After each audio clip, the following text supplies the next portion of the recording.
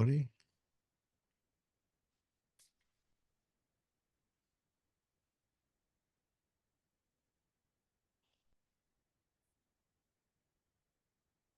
What's current for you, Jed?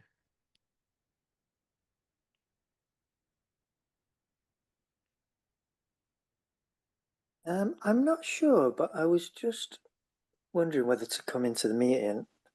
It's a bit late here, and I noticed that I had a bit of fear of something of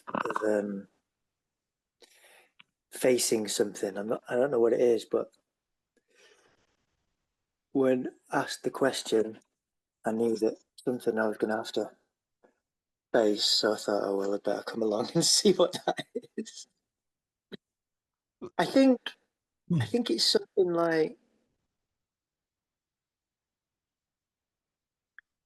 I don't know. I think I can just well, I have been just kind of getting along quite nicely um, without any big drama, and listening to meetings and noticing not being in control, noticing stories, and it feels kind of quite comfortable. So I'm just slightly, what's the word, bit of yeah, a bit of fear about what I might have to face to get to whatever's next. So do you do you recognize that even if you don't see the details, that there is some story about possibilities floating Mm. around somewhere for you to be afraid of? Do you get a hint of what might be the content of those stories? Um, If you're asked your intuition, what is the first thing that jumps to mind? yeah, something popped in then. Um,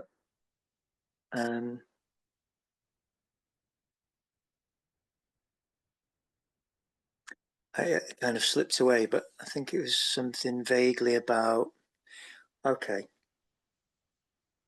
Um, so um, I think last time I was talking to you about how I'd kept bringing an attitude of curiosity, and you talking about maybe bypassing, which I thought was really useful because it kind of made me see that that was what I was doing, and that I guess there's a place for it. That it's quite a useful skill, I think, to like. I think sometimes I don't want to. Maybe it's not the time to allow and sink into some heavy shit, whatever that might be. Um, and I don't think I've ever like I've tried a lot of things to bypass. I would say now, and never really. Don't know, with limited success. So I'm quite pleased that this has worked for me. And I took your point of maybe there's something to uncover. Or so what I took from you, I think what you said to me was something like, I can't remember exactly, but I got the idea that it could be fruitful to allow the difficult stuff to be there and be in it, see what happens. Um, so I've tried that, and it's not come up very much. But I think it might have just been once actually that I've tried that, and yeah, I guess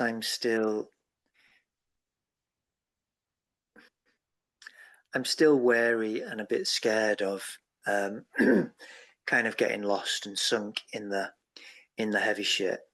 Um, so I suppose I'm quite happy just pootling along and don't especially want to be encouraged to to go into that. Um,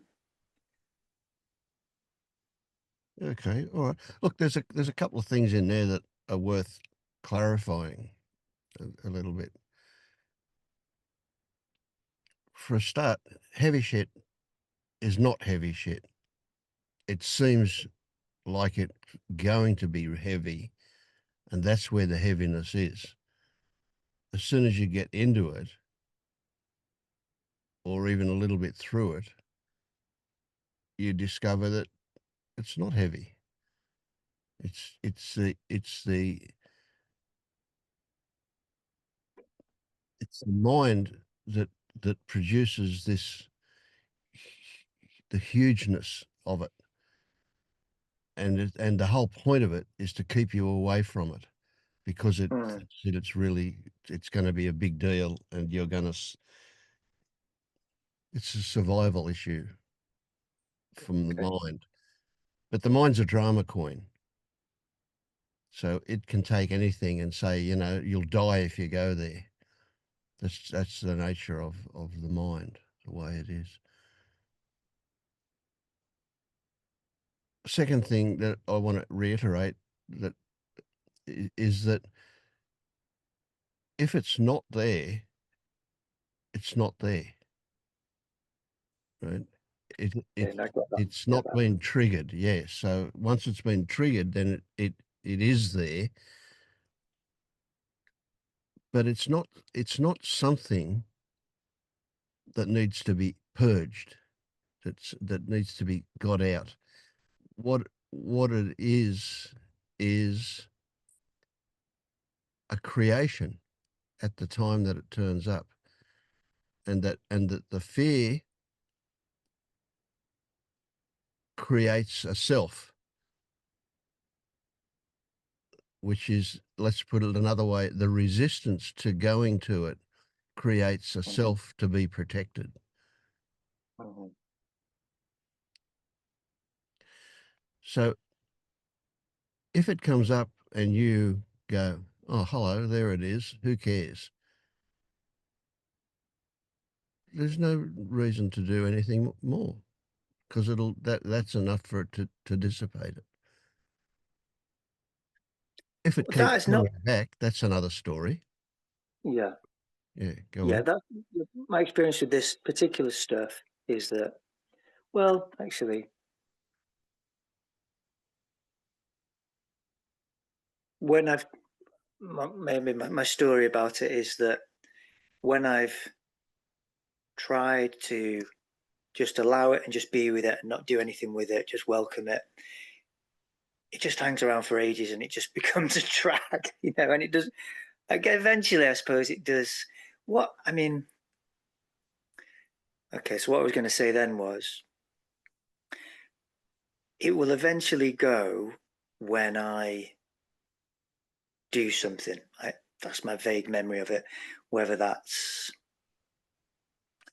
I don't know, something that just takes me into the present, I suppose I could say, or I don't know, Yeah. shifts it, dissolves. Whether I play some music with some friends or go for a swim or. Yeah, you forget about it. That's right. So it's what it is this is a tricky one, but it's a really important one. What it is it's potential. And when that potential is kind of being activated and you're on the edge of it, it seems huge. It seems really, really big. Take a step towards it, and guess what? It's it's gaseous. It's ephemeral.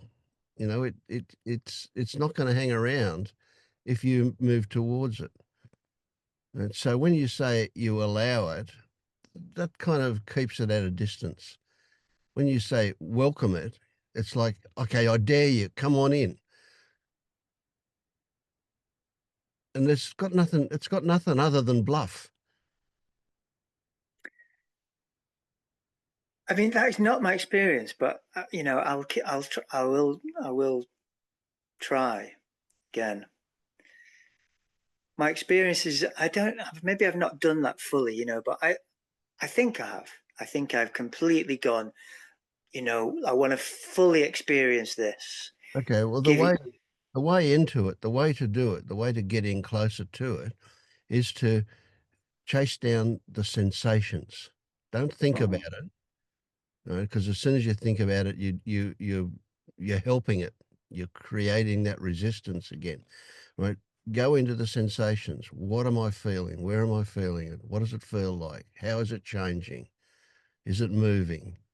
Does it have color? Does it have heat? Does it have, all just get intimate with the sensations. That's like an active invitation, or even more, it's you pushing your way into it. Uh, Yeah, yeah, now, one of two things will happen. It'll take you somewhere into something, you'll have memories turn up and things will happen, or it'll dissolve. Now, either way, that's fine. If it dissolves, that's done its job, so to speak. But if it keeps on coming back, then that's when you don't want it to dissolve until you've got into it. So then there's a technique where you'll sit in the gap close to the sensation, but not so close as to make it dissolve. that way, yeah. But you wouldn't even bother with that unless it keeps coming back. Yeah, no, it's fair enough. I mean, what I've used is a technique from a woman called Tara Brach, who's like a Buddhist psychotherapy woman, and yeah, it's basically what you're saying with a little bit more structure. And when I find that something does is just been there for days or something, I will do this, and yeah, and usually I'll end up having a cry and I'll get some insight Yep. and then it's done. And Yeah. that's done. That's right. Yeah, you've cleared out that thing. But Yeah. I shouldn't say cleared out. I mean, that gives you the wrong impression of it. But yeah, it's done. Yeah, that's right. Oh, Excellent. Yeah. yeah. So the idea, if it, you're in your past experience, it's hung around for days,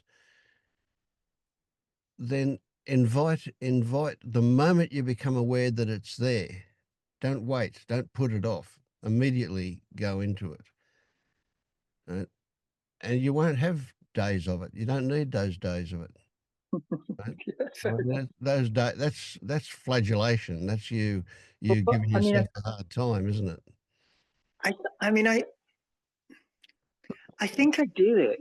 I do what you're saying, and pretty much from the start. And then after I've been trying it on my own for a few days and nothing's happening, then I'll go and do a process that a more structured thing that will she'll get you to um, take the body posture that it's inviting. What are you believing in it? What does it need? All that kind of psychological stuff, Beautiful. and then it'll move it a bit more. Mm. Yeah. Yeah, I wouldn't call those things psychological. You can, of course, but I'd just say reframe them into just human skills that you've developed, tools that you've got that are useful. Okay, good one. Yeah. All right. Thanks, man. Vasvi. Um, am I am I audible? Is this audible? Yes. Yeah, when you're close like that, you are. If you keep moving Okay. back and forward, it's yeah. Yeah. Okay. Sorry, it's a little tricky. So I'm gonna get straight into what's happening. So what you were talking about, like the gap thing, um, that started kind of feeling like it would have like I've been trying it. I've been trying the technique the last 2, 3 months, and I thought I got it, when I started it. And I was like letting myself be tortured. And then at some point I realized that the point isn't to make myself like to torture. That's not the point. Um, so like it would start, like I would find a base thought and yeah, I don't know. It would start dissolving and feeling like it's here, like the thought is here instead of outside. But then I don't know if like if something comes up, should I be focusing on the sense of I that feels like this experience, the feeling, the sensations that I associate with No, I, or should no, no. If you're focusing on the sense of I, what being tortured is experiencing the resistance to something. That's where all of the pain is. That's where all of the suffering is, in that not wanting it to be there. Yeah. And it's a story that we can say is probably accurate, that resistance creates the I, because it creates somebody that this is happening to. like a distance Yeah. from, Now it's not. It doesn't matter that that's happening. You know, if you realize it's happening, that's excellent. When you're lost in the resistance and the suffering, then it's happening and you don't realize it's happening. So realizing that it's happening is the big part. Is where the juice is for you. Recognizing that this resistance is where the juice is for you in what's going on. yeah, yeah, that And actually felt really good. Like every time a trigger would come up in a day, instead of closing it off and going to yeah, the distraction thoughts that are above it, I was like, okay, I'm just gonna suffer through it. And then I realized that sitting with the sensations instead of the thoughts helps me suffer through it in a good way, you know? yeah, Like not suffer through it, but like sit with what I thought was yeah, making me yeah. suffer. Again, it's valuable for you if the mind gets engaged at all, then use it to analyze your language, because that's where your that's the trap for you. That language is what you're when you sorry man, it's hard to find words when the language that you're using is actually creating the problem for you in a way. Like me It's specifically yes, or everyone. because so the suffering is just a way of describing what you're experiencing. But when you're talking about it like you're talking about it, you're relating to the illusion that the suffering is a thing, and the Yeah. suffering is not a thing. The suffering is a process, and it's a way of describing the discomfort that you have. And Mm. instead of describing it mentally and keeping it there by doing that, if you go into the sensations, right, and that thing that I mentioned about the gap with Jed, right? So this is probably a good thing for you to develop your skill at doing, right? So as you get closer to the sensation, you'll recognize that, oh, you're feeling something here in the stomach, in the chest, in the head, wherever it is, you're feeling that. And then by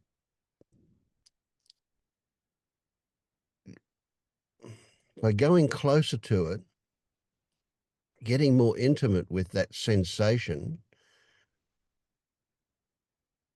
that is, you in the beginning you'll use labels to define what it is and where it is and what it feels like, but you want to get beyond labels. You want to get to where your experience of that is too complex and too subtle for labels to work. Now, at that level, when you get really close like that to it, what you'll find is that the stories associated with it will either reveal themselves or disappear. Now that's just what will happen by getting close to the sensation. But you don't want to get so close to the sensation that it dissolves. You want to sit where you can experience what the sensation is beyond the level of labels, and you're experiencing this having this complexity of sensations. It's not just one sensation. It's a whole range of things that are happening in there. So you're experiencing that, but not so close that it dissolves. And then the stories that are associated with it will either reveal themselves or just disappear. And then you'll be left with just the sensation. Now, the point is for you to recognize that the sensation itself contains no information, no instruction. It is just sensation. All of the meaning for it was in the stories that were associated with it. Every bit of meaning that turns out to be what we call suffering, which is the result of the meaning, not the meaning itself, it was in the stories, not the sensation. The sensation is pure. It is just sensation. Now, when you can see that quite clearly, the whole thing will just simply dissolve. It'll be gone, and you'll be out of it. And a side effect of that will be you're no longer suffering. But that is not the intention. The intention is for you to become aware of the fact that the sensation contains no information or instruction. You have to see that clearly. Once you see that clearly, whew, you've you've broken a fetter. You've moved through into that stage where you all of a sudden you'll recognize, for me to think that this is such and such, that's the story that I've got. And that story is a result of conditioning. It's a result of beliefs that have developed as a result of your learning and your previous experience. But they're just stories. But it's the belief in it that you respond to that turns into what we call suffering. So do you get it clearly that what we want is the direct experience of the sensation, and all of the other stuff is our responding to the stories that we created about what this particular thing means, what it is and what it means, are post-it notes on reality.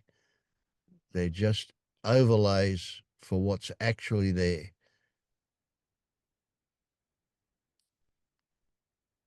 It's self-created pain, suffering.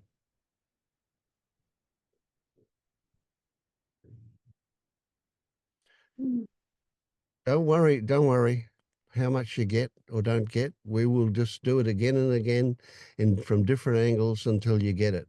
But if you get something, if something about what I've said resonates for you, then you can look forward to the next opportunity to try it out.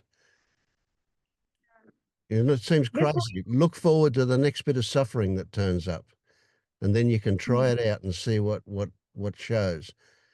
And you'll just be totally amazed at what will reveal itself for you.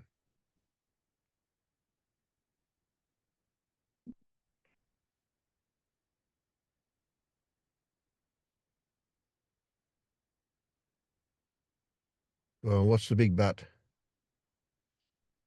Uh, just I don't know if this is stupid. Like as you were describing it, I followed like 60% of it. I could feel like, yeah, that's what I've discovered in the past month. And then you went deeper into it, where you were like, don't. I think you said don't let it dissolve. Is that That's what you right. said? Yep. I did that because I let it dissolve because it helps me move on with my day. Because it dissolves Sure. there and Yeah. then. Okay. Yeah. Well, yeah, it's look, it's fine if it does dissolve. It's just that if it dissolves, then what triggered it will come back.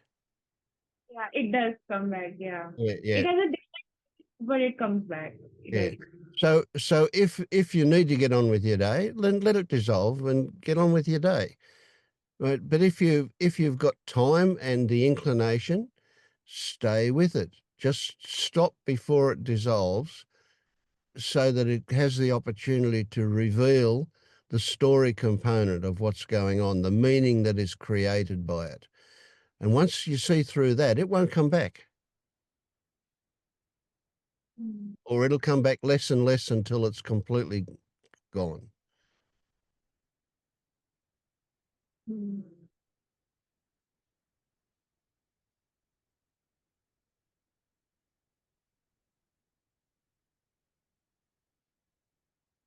Okay, I don't know if this question makes sense or not.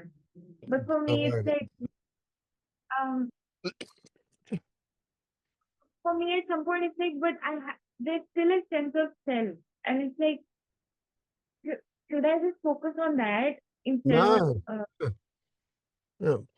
That sense of self, is that a belief in an actual self, or is it a sense of self? so in my thoughts, it's happening more and more because I'm noticing a lot of my thoughts. Okay, I've well, developed, first thing is you've got a story there that says this shouldn't be happening. no, I was saying that in my thought, it's not there that much, Okay. like the self sense, but I can feel the association of it with my feelings and my body more. Yeah, yeah, Like, yeah. Well, again, it's just a sensation that you've mm, applied meaning to that says this must mean there's a self there. But it's that again, it's the stories that say this must mean, right? It's a logical conclusion. This must mean that there's a self. That story is what and it seems like the sensations validate the story, or the story validates the sensations. It goes around and around. It's recursive, yeah, right? But it really is. It's just a sensation that invites a story that says, "Oh, this feels like a me." yep, yep. Yeah, I it's I just, irrelevant. Don't worry about it. Just you don't even need to pay it any attention.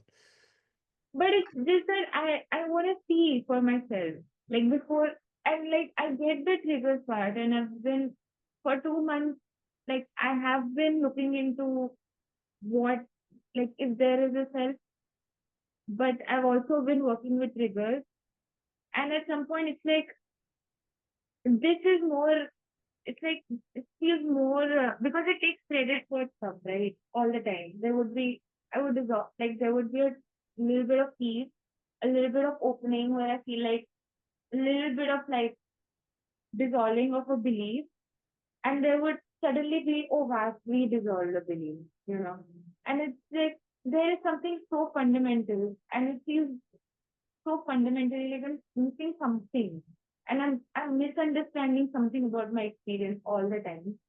And I know that I'm misunderstanding the triggers, but the me feels so persistent that how do I just wanna, I don't know, I know maybe they're not two separate things, the triggers and the me, Yeah, yeah, but yeah. No, it's all tied up. It's all, yeah, yeah. Okay. So here's an interesting one. What I said before about investigating the language that you use, right? When you say you're misunderstanding. And I hear you saying, I should be able to understand. And that's bullshit. You're never going to understand this organism called Vasvi. It's too complex to understand. And so the idea that you have to be able to understand it is just a way of giving yourself more suffering because you feel like you don't understand. So there's something wrong.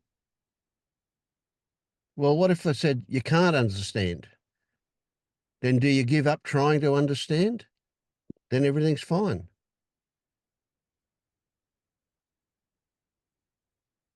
I mean, I don't know if it's going to be fine. Hmm. There's a lot of stuff that will come up, and almost every time you open your mouth or have a thought stream, you know, you're giving yourself something you can look at. But because there's so much stuff there and it's going so fast for you, it's easy to get confused. It's easy to feel that it's chaotic. Right? So don't worry about that. That'll settle down and thin out, and you'll be able to see things separately more. The idea of this is just a story, because every story you've got has got another dozen stories hanging off it. Every story is based on other stories. And so really you get to the stage where you realize that, well, no matter what I think, it's just a story. So I don't need to follow through on it. I don't need to find satisfaction in it. I don't need to finish it. I don't need to see through it. I don't need to understand it. I just need to recognize that it's a story and it's bullshit every time. That's it. Yeah. Go back every time you feel the slightest bit of confusion, head into the body and say, what are the sensations that I'm experiencing now? And get beyond the level of labels with your intimacy with those sensations. That'll take you out of your head every time. Yep. Yeah.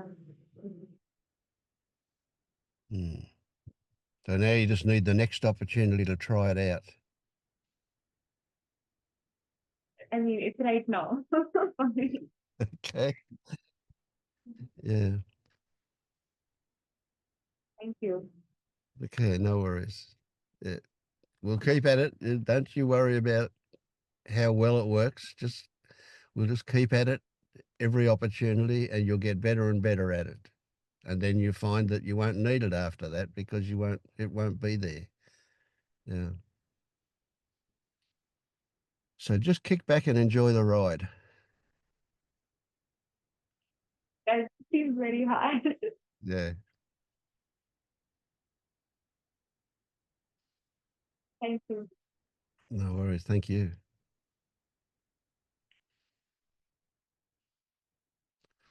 Hello. How are you? Hi, Vince. Yeah, I'm good. I'm good. I don't know if I'll be able to speak because I lost my voice earlier, but it's come back. Um, yeah, since we last spoke, just a lot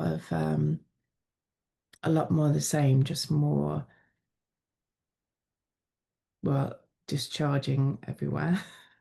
It's coming out in all kinds of places, but um, Does that seem to be slowing down, or is it maintaining or increasing? it's increasing, I would say. Yeah, there's the body fluid discharge has increased. So does that mean that you're getting better at allowing it? Yeah, yeah. It's funny. I had a coughing fit gosh, I can't remember, a few days ago.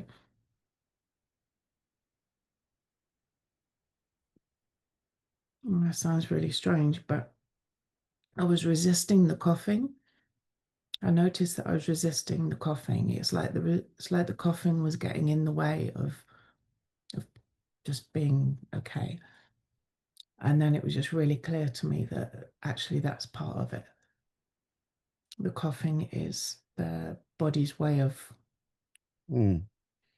extracting whatever it needs to do. So after that, the coughing at that particular time came, it was just okay. It was really like a different experience.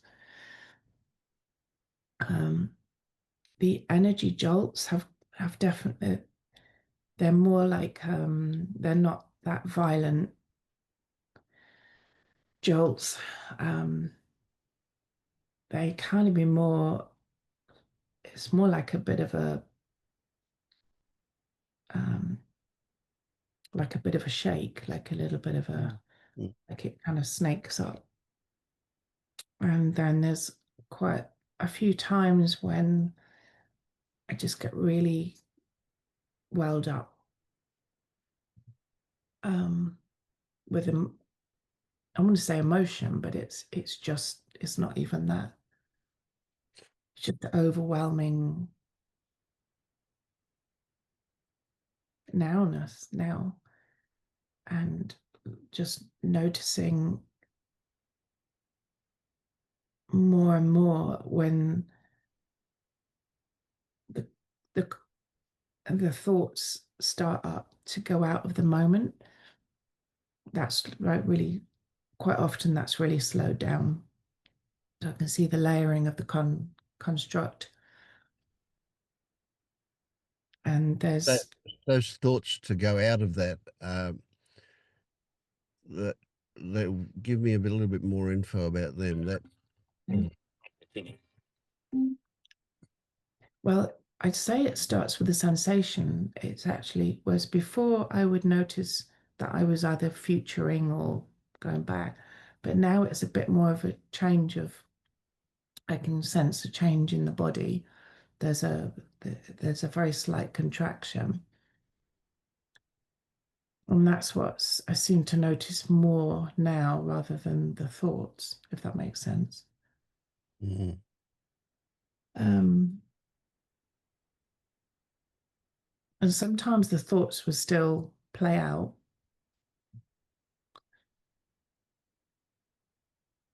Or it'll just kind of die down and nothing comes out. So are you saying that the thoughts appear to want to take you away from what's happening? Yeah. Yeah. Right. Yeah. It's really, really clear. That's Yeah. really, it's really obvious that that's, I think it's, especially the distractions, the old common patterns that I would do. It could be, picking my fingers when I'm in the car or something, or biting the inside of my mouth. It's before I even get there now, there's something that Yeah. notices that's gonna that So you're so seeing the process. yes, Yeah. yeah. So Yeah. even before it gets to the pattern, it's noticing. Yeah. Yeah. So here's a big one. What's your relation? uh, I'll just say it like that. What's your relationship to those thoughts that want to distract you, even before the physical stuff comes in? How do you feel about those thoughts? Quite neutral. There's a neutrality to it, whereas before, um, it's like it's the same. It's like, oh, here we go again. It's the Right. Okay. content can be very different, but the process is very familiar. Right. It's Do you get then that even in, oh, here we go again, there is a judgment?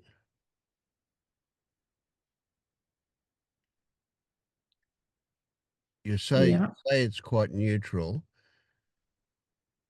but the, oh, here we go again implies that it'd be better if this wasn't happening. But sometimes it's not always. Sometimes there's compassion. Sometimes there's a moment of recognizing that that happened for soothing or whatever it was. But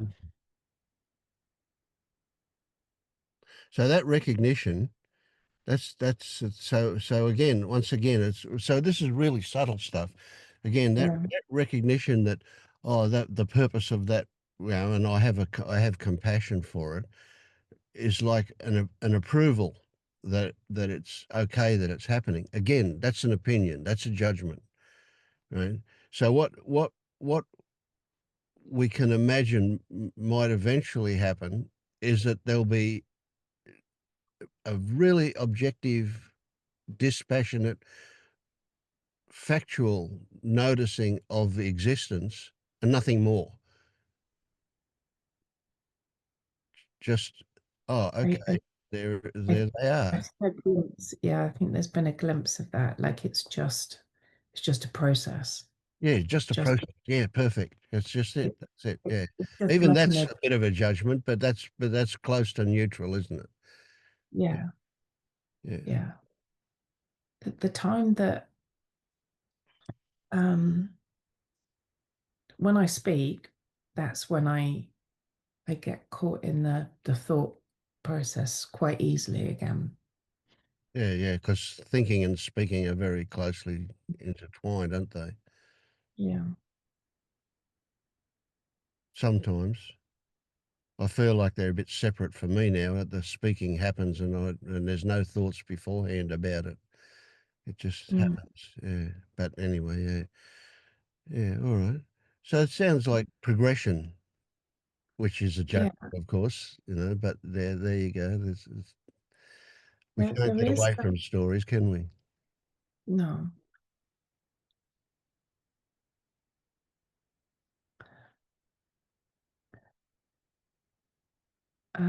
I don't really know how to. Sometimes something happened a few days ago, and I don't know what it was. I don't remember much, but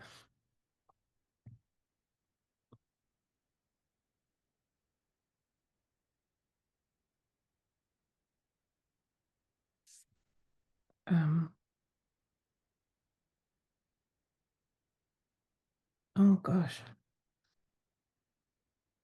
something. It still felt like something other, but it felt really um, um, true. I don't know.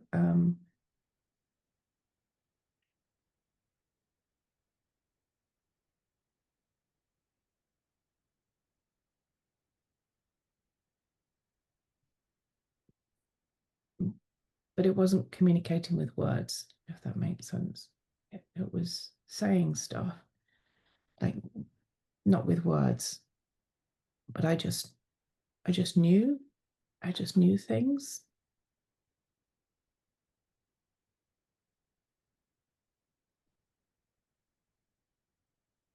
And so that's been showing through a little bit more, whatever that is. So that just it's worth just exemplifying that a little for that if I get it right, if I'm hearing you right, that that knowing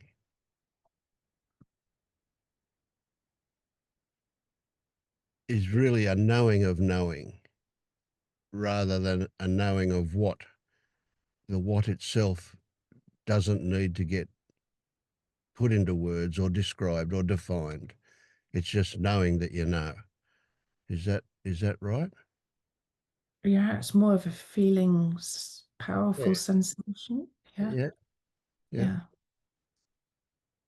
But there's a kind of a joy associated with it. Oh, yeah, Yeah. yeah, Yeah. yeah. And it appears sometimes. I don't Mm. know, crying or whatever, but Yeah. Yeah. yeah, yeah. And so you can well, I can't talk about like it has any existence, but I can relate my experience of that to you, and hopefully that will, well, maybe we'll see what happens, but essentially that knowing that you know can spread. It can move out into everything, and what it one way that you might state it, one way that I've stated it is, there's no more questions. There's no need to know anything. There's no need to find out anything. There's just that. Oh, you could call it a space, a beautiful space. Everything else is just superfluous. Yeah. Yep.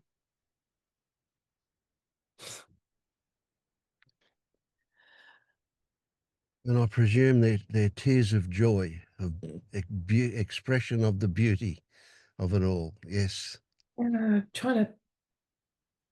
to keep it in a bit. Yeah. Yeah.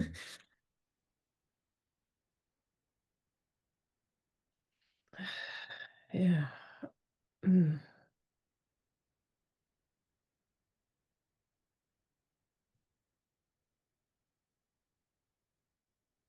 Mm.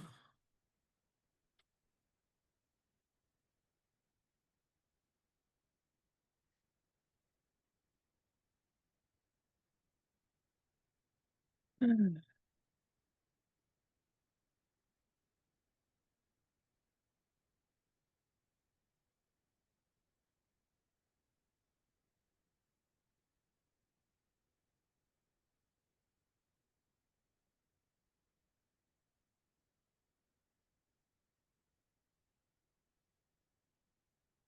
Mm.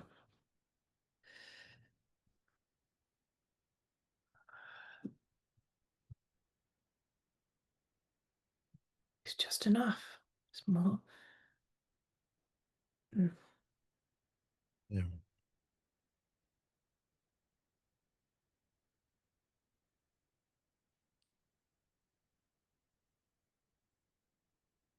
Mm.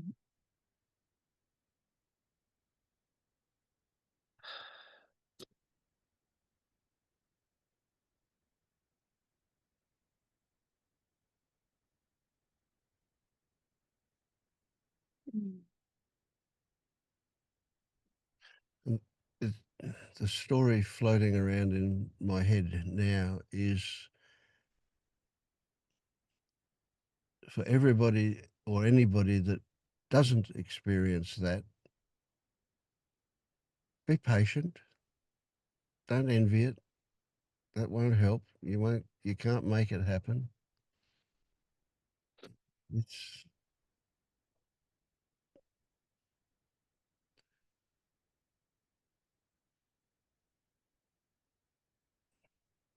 Yeah.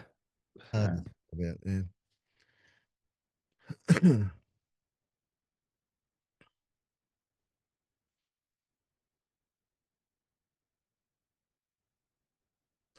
and and it's not at the forefront all the time. It's always accessible, but it's it's not that permanent bliss that seekers think it exists.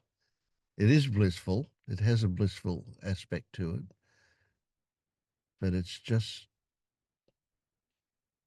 something you can dip your toes into or your fingers into from time to time. Yeah. So don't envy it. That's what I'm saying.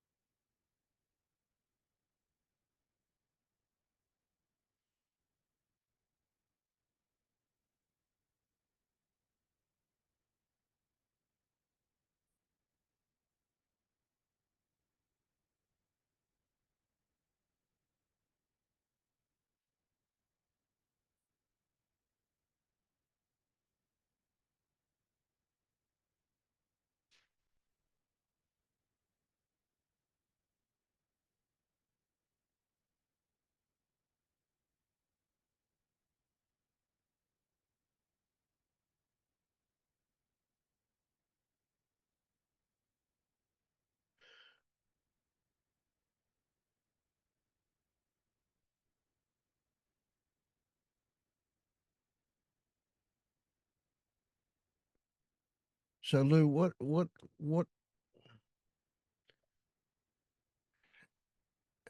have you have you considered what will life be like when there's no more work to do, when there's no more watching stuff come up, when the body expresses these things, when that's all done and finished, and there's Well, absolutely nothing to do except eat and shit and do your normal stuff. cough. I have a story. So what I experienced this week is being faced with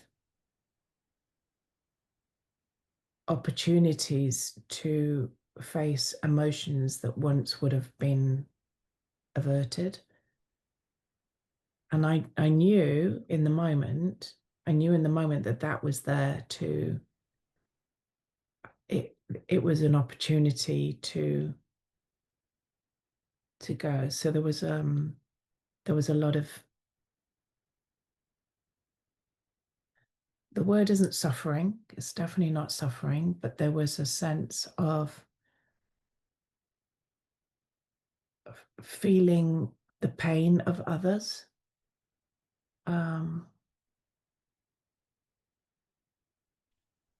Like I don't watch the news very often, but I did have a look at it. Just I wanted to see what I was being asked to look at, and there was, the malnutrition, and I just sobbed. I just sobbed and sobbed and sobbed.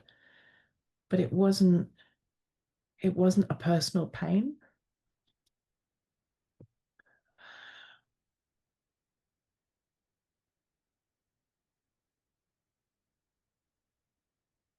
And then I witnessed somebody.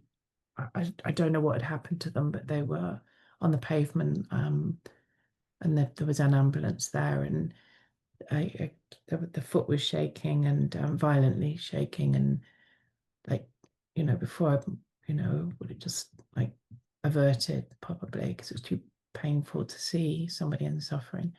And I just stayed, like not physically, but I stayed Mm. with that feeling, like really feeling. Um, so that's what comes up when you ask me that question. Um, so life is gonna, yeah, Mm. Mm. life goes on, but Yep.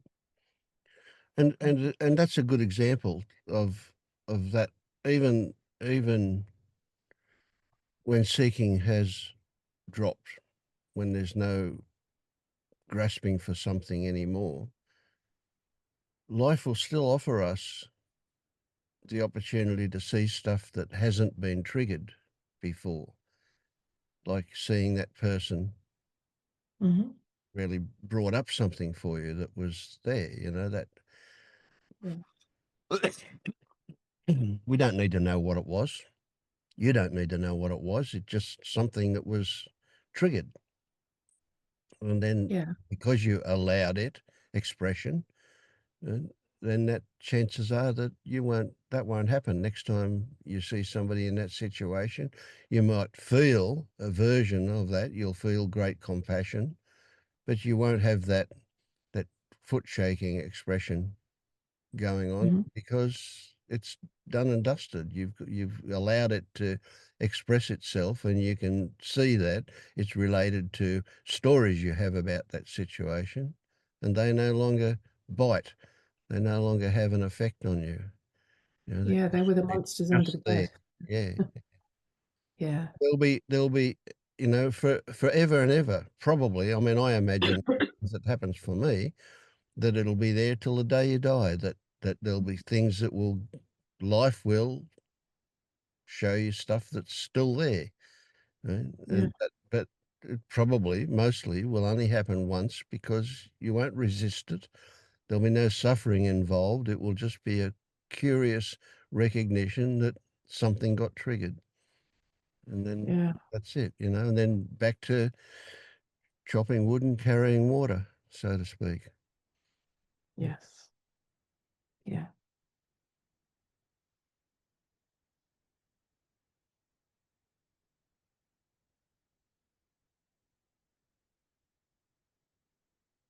Yeah, and just the ease of expression is just not so held down, if that makes sense. Mm.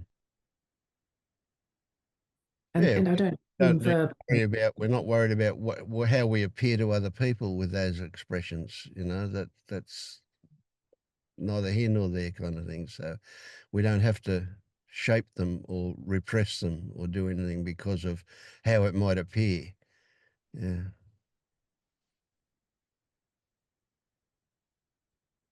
Yeah, because it's not now. It's gone. It's gone. That's what I keep saying. It's gone. This, yeah.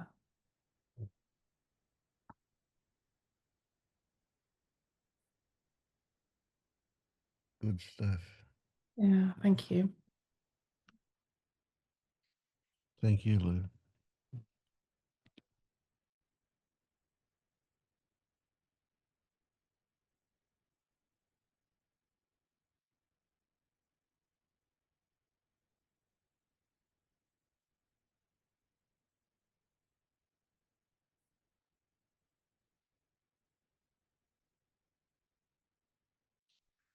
Look, I need to make a phone call. I've been called a couple of times here. So perhaps, Paul, you could talk to somebody who got something to say. Yeah, just, I won't be a moment. Okay. I don't have a lot to say. I'm nursing a sore throat here, but I'll do what I can.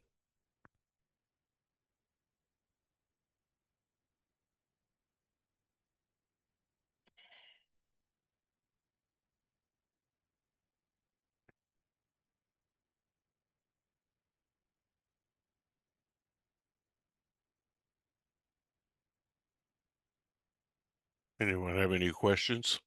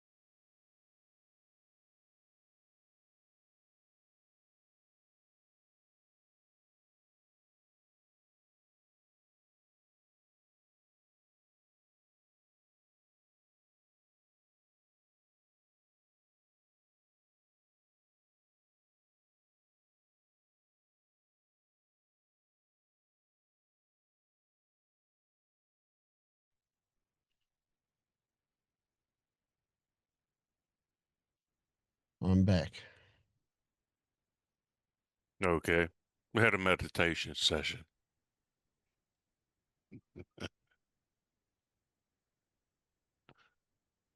Take it away. I'm just gonna sit here and eat my ice cubes and try to soothe my throat. Yeah, it sounds a bit croaky. Yeah. Yeah.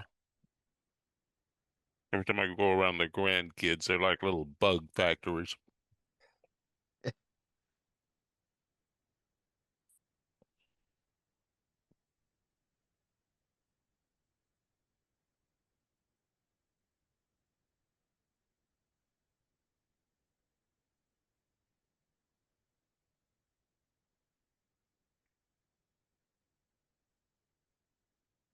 Have you been Ramis?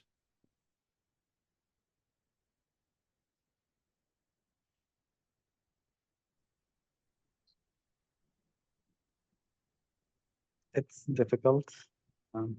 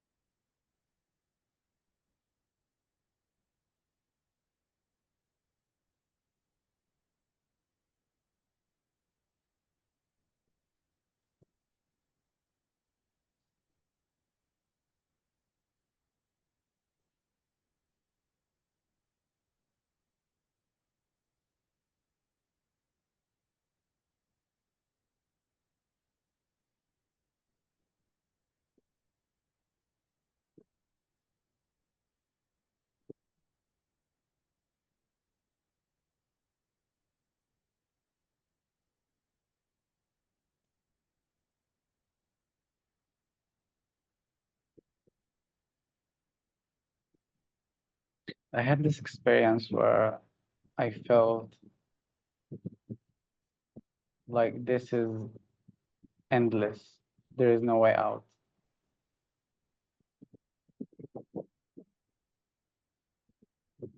And I felt the need that I have to make a decision to be fully in.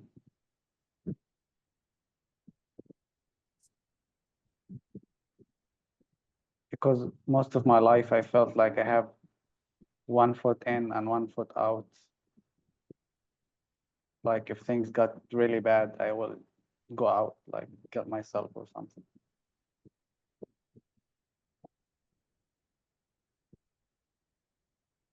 And I felt like there is a decision being made somehow. I'm not sure that I'm gonna stick around no Mhm. matter what.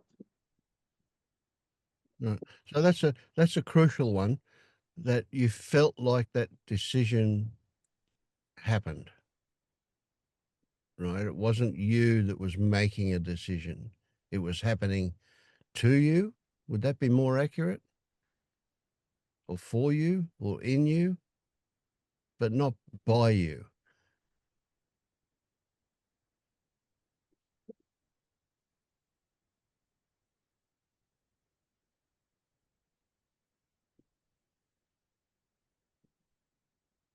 I'm not sure if even the word decision makes sense.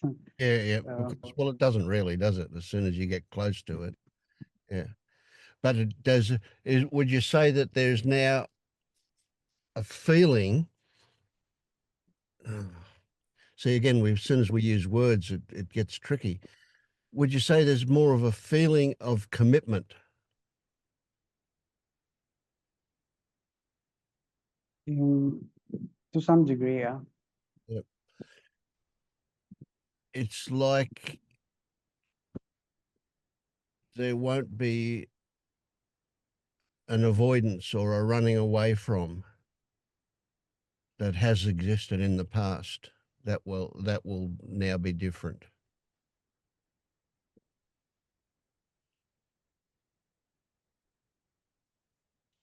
I was suspicious that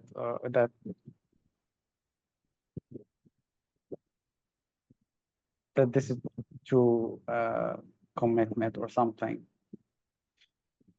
That maybe I'm not uh, tested to my limits.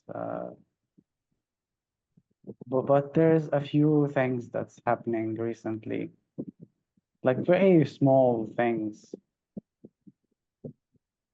Uh, Not avoiding making decisions that I don't usually do, like being in the supermarket, making a request that might be inconvenient for the worker, like Mm.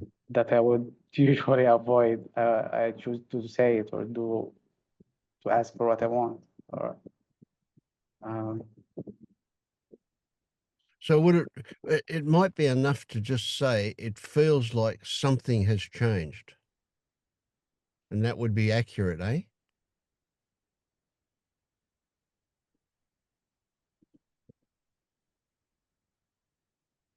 maybe.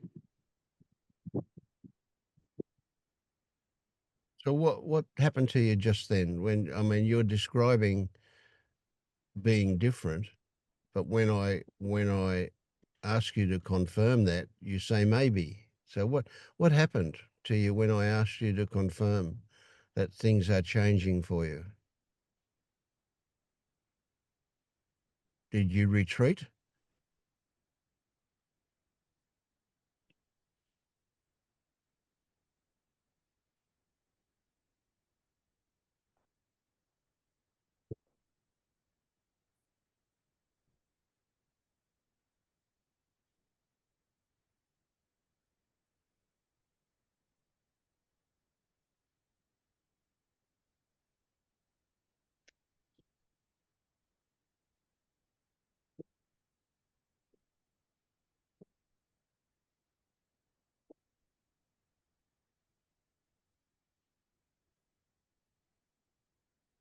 maybe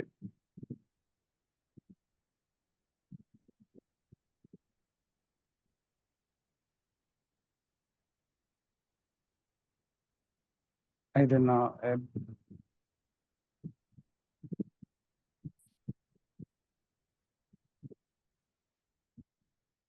I don't care.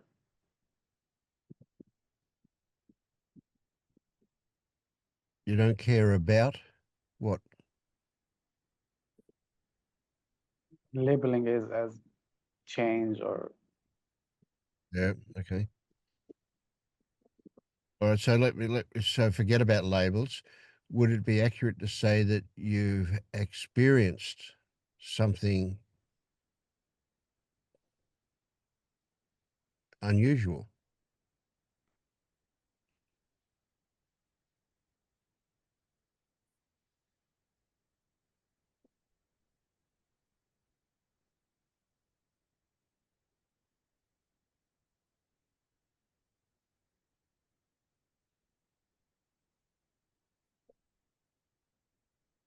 What I'm yeah, that's accurate.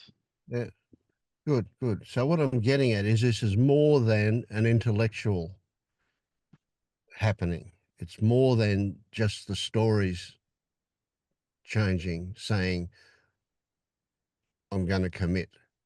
It's actually a, a whole of whatever, whole of organism involvement in being in, not half in and half out anymore. But Sure. I can't I can't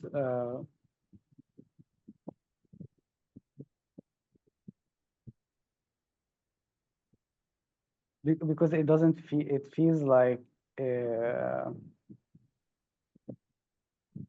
muscle, like something is not like I don't know how to respond in difficult situations. Um, like I might surprise myself. I don't know. I can't really say for sure that I'm gonna be fully in on all experiences. I can't say that. Yeah, yeah. But it feels like the intention is there. It feels like something, I don't know, I get a feeling in my chest. It's like there's a willingness to be involved that might or might not be as totally in when something comes up, but at least at the moment there's that feeling like there's a willingness there to be all in. Yeah.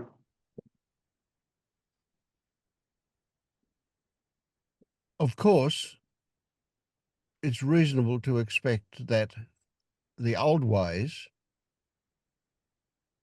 will rear their head when they get triggered. When something gets triggered, it'll be like the way you used to do it will still offer itself. But then this other thing will show up that says, "Oh no, we're going to be all in now."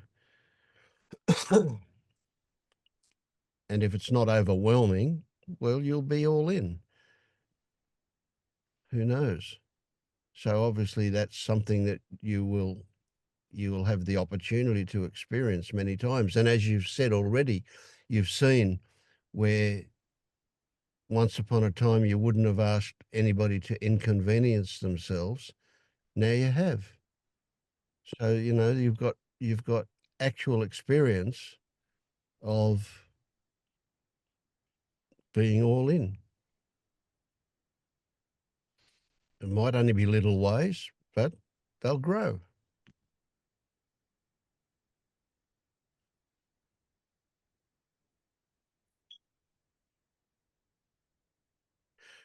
So the really big thing is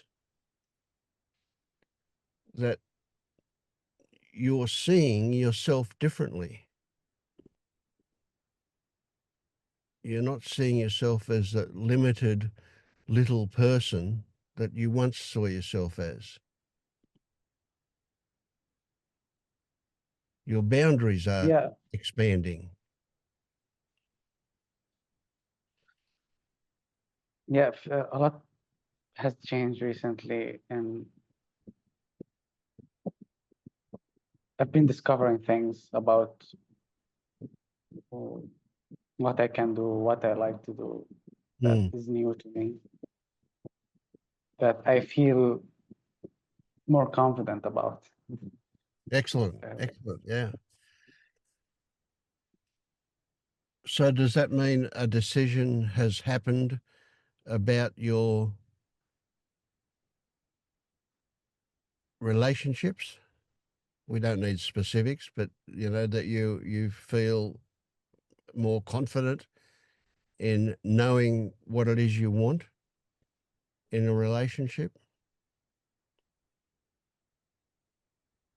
or is that yet to be experienced? it's not fully clear, but it's getting there. Mhm, mhm. I mean, that's kind of a big test, isn't it? That one. Yeah,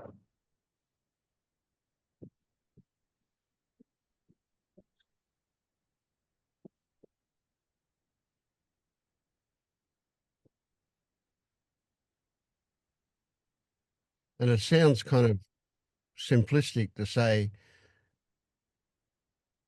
it's a case of you being clear in yourself about what you feel rather than have how you should be, stories of how you should be, interfere with what you're actually feeling or what you realize you're actually feeling. yeah, that's a good way to say it.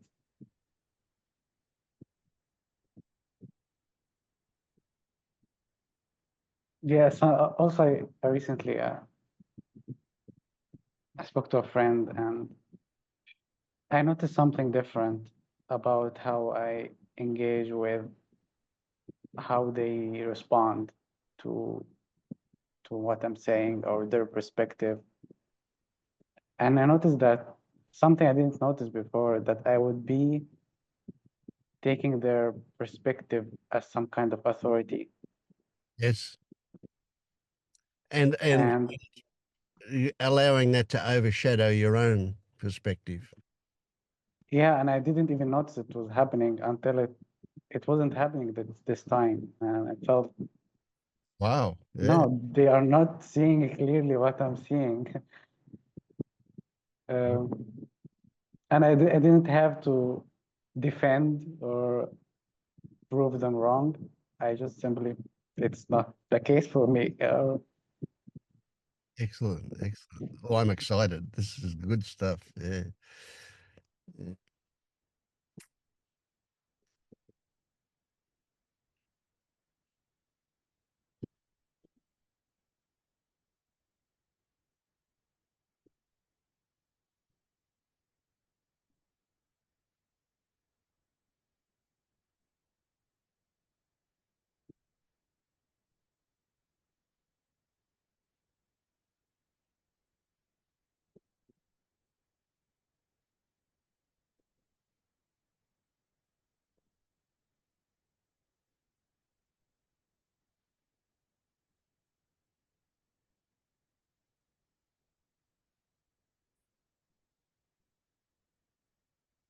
They might just seem like little ways, but they're not. They're huge. Absolutely huge. They will permeate through your whole experience.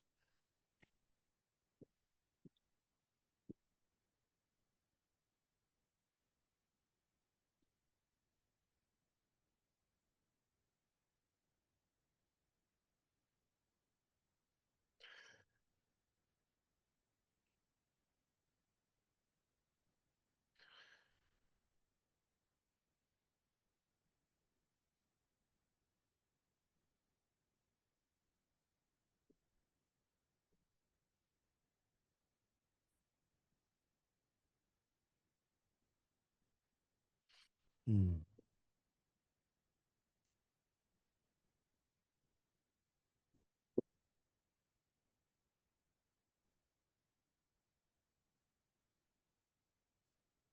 in a way, uh, you've pushed the door open, and you're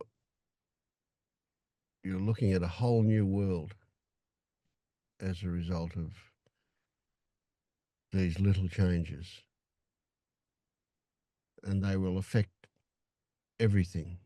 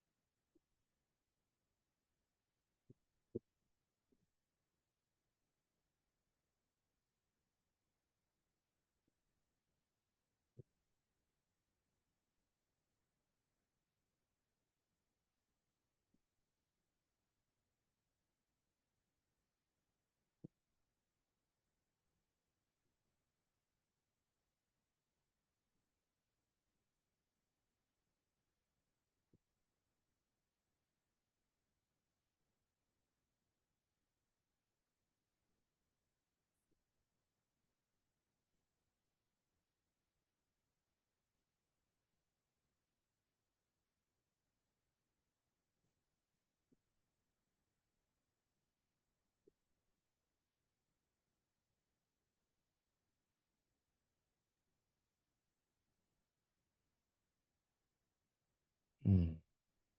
I'm reluctant to say too much. The idea, lots of stories turn up here, but it's without doubt your the world that you're looking at is a world of discovery. So that's enough. Things will be discovered frequently now.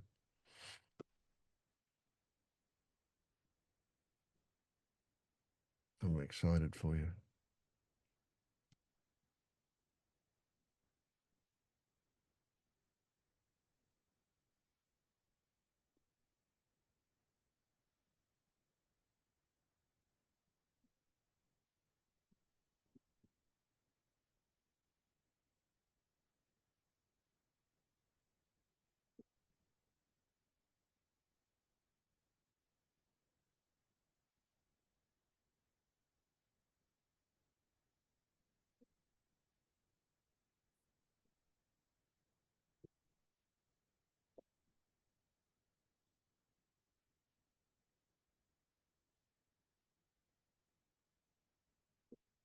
I've discovered that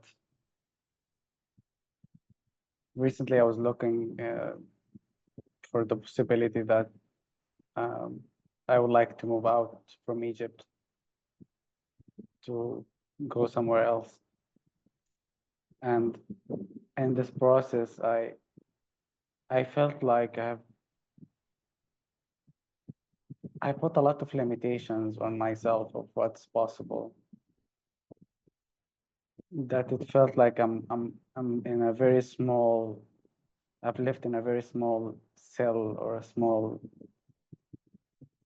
room all my life, and suddenly I discovered that there is an infinite possibilities outside. And I cried so hard. Um,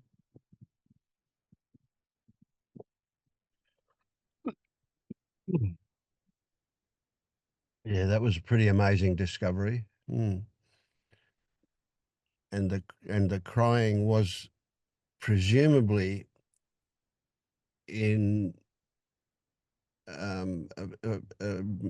appreciation of unlimited possibilities rather than grief or sadness at the previous constriction. Would that be accurate, or was it? What was the crying like? No, honestly, it was more of a grief. Was it about how tiny your world has been?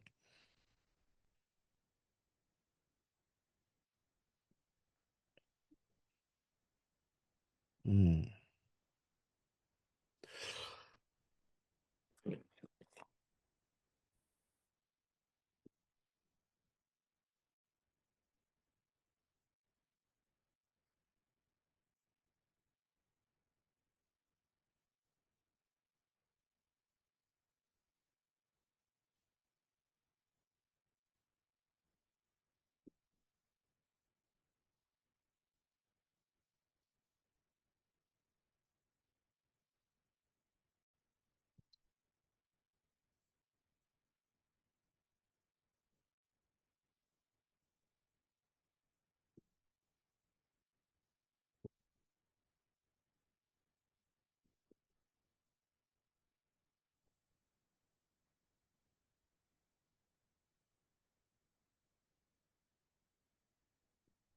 So, when you were having these fantasies about leaving Egypt, where did you think to go? I have no idea. Right. So, did the feeling though that where you might go, did it feel like it was into a much more open, bigger space? Yeah, more nature than here. Yeah. Mm. Were you less constricted by society or society's rules or Yeah, expectations? Yeah. the less rules, the better. Mm.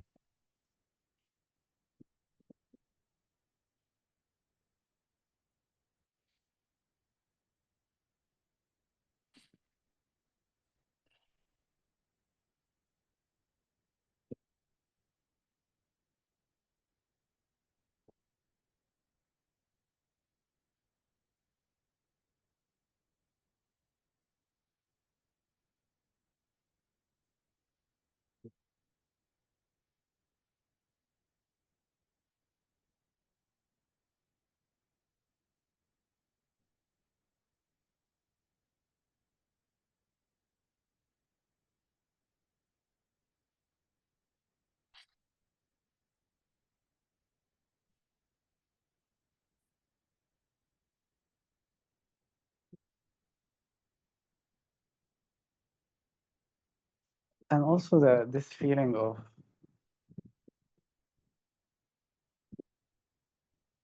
what makes me even consider a decision like this, or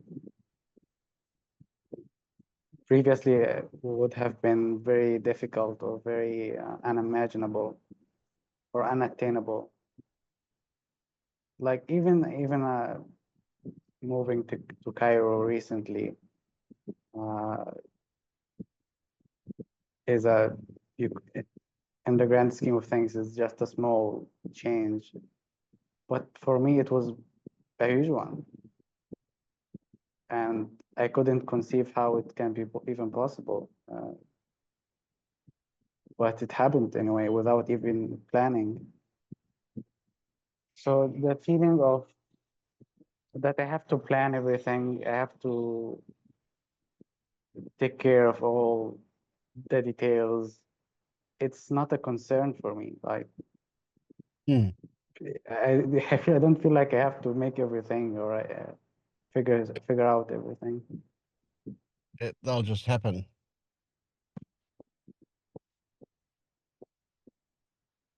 Mm.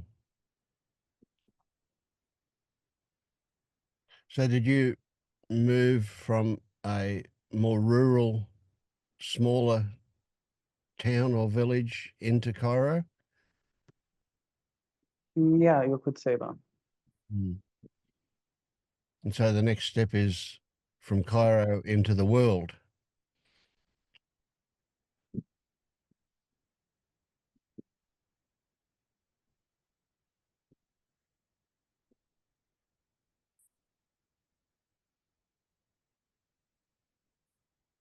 It's I'd imagine Cairo is pretty big though, eh? Yeah, it is, but it's very hot right now. Mm.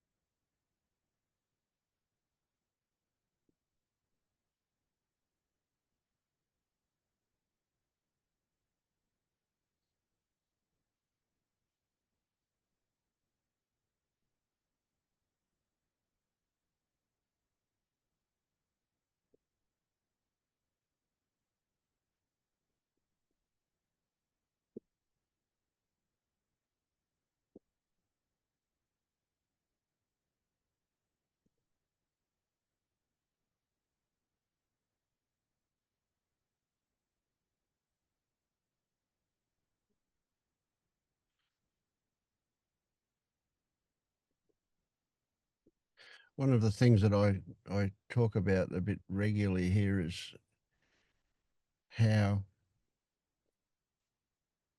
I don't find the need to make decisions because I'm inclined to interpret what life is offering as the decision maker. So it's like I'm inclined to say, if I accidentally click on something on my computer, then I'll presume that it wasn't an accident, that there's something there for me to look at. So I'll rather than just go, oh, I made a mistake and go away from it, I'll actually look at what turned up because I accidentally clicked it. Or somebody will ring up and want something, and so I'll go with it. Or my wife will say, it's time to walk the dog, so I'll go with it. It's just what life offers makes the decisions for me, so I don't need to make any decisions. It's a case of recognizing opportunities and not resisting, not saying that, well, what I want is, because I don't know what I want. What I do want seems to be to go with whatever life offers. So it's a case of, and I mention this because you've said a few times about you making decisions, and if you start to recognise that life offers you things, and maybe the only decision that might happen was for you to say okay or no, whatever life offers. Sometimes it's not appropriate. And so that phone call that I had earlier was a friend saying he wants to be picked up from when he takes his car in for a service, he wants to be picked up. Well, I said, no, I'm busy at the moment. I won't be free for another hour or two. But if I wasn't busy, I would take that as, yes, I'll do that, simply because the phone call happened and I was asked.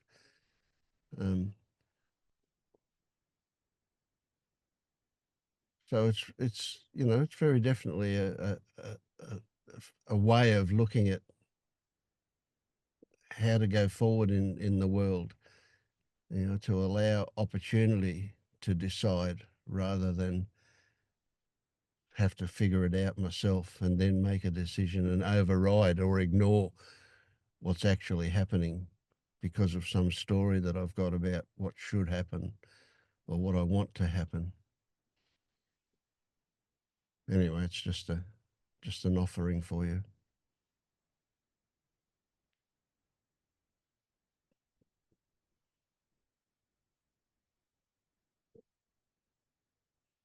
So if you're going to move somewhere, well, that's a possibility.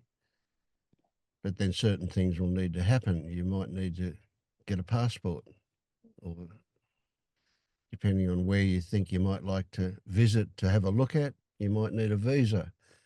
And so those are things that, well, when will you get a passport? Well, if you find yourself able to do it online, you might do it that way. Or if you need to go and visit an embassy or something like that, you might do that. If you find yourself outside the embassy, you'll go, oh, okay, that's interesting. There's a possibility. I'll go to there. So you go in and do the necessary arrangements for that, just simply because you found yourself in the position to do that. It's kind of a great way to move through life.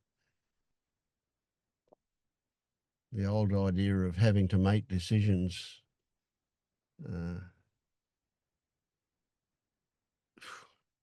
that's a hard way to do it. Because with every decision, there'll be, is it the right or wrong one?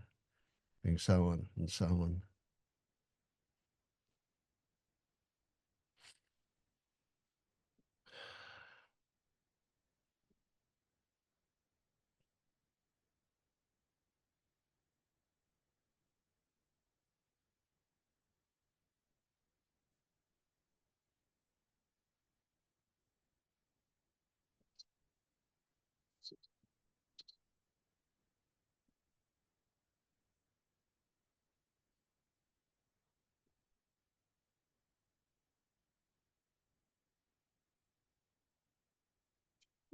For me, it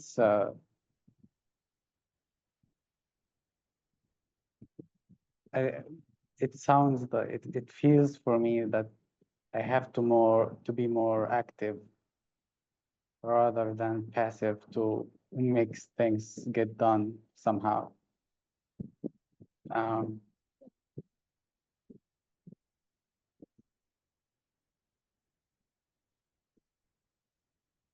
Right. So where did that list of things that need to be done come from? I'm not claiming that I'm doing the decisions, but um, yeah, like recently I had a lot of difficulties in updating some papers and ID and doing the passport, and it was so chaotic, and there are a lot of um, things that needed to be done. And somewhat I felt like I have to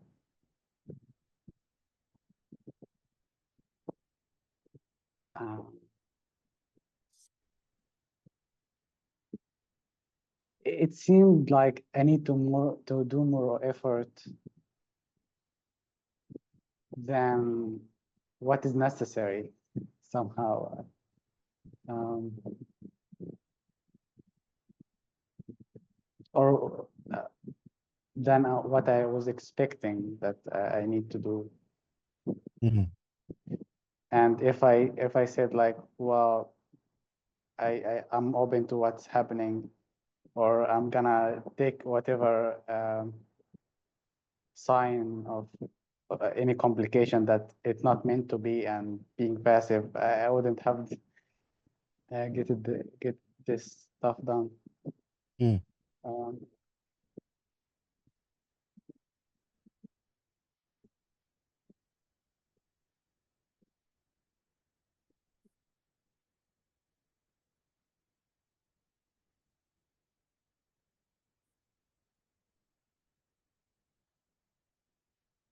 Well, that's of course one of the biggest traps, and one of the biggest things that we're talking about here is, do we respond to stories about what things mean, or do we respond to what things actually are, or at least as they seem to us to be actually?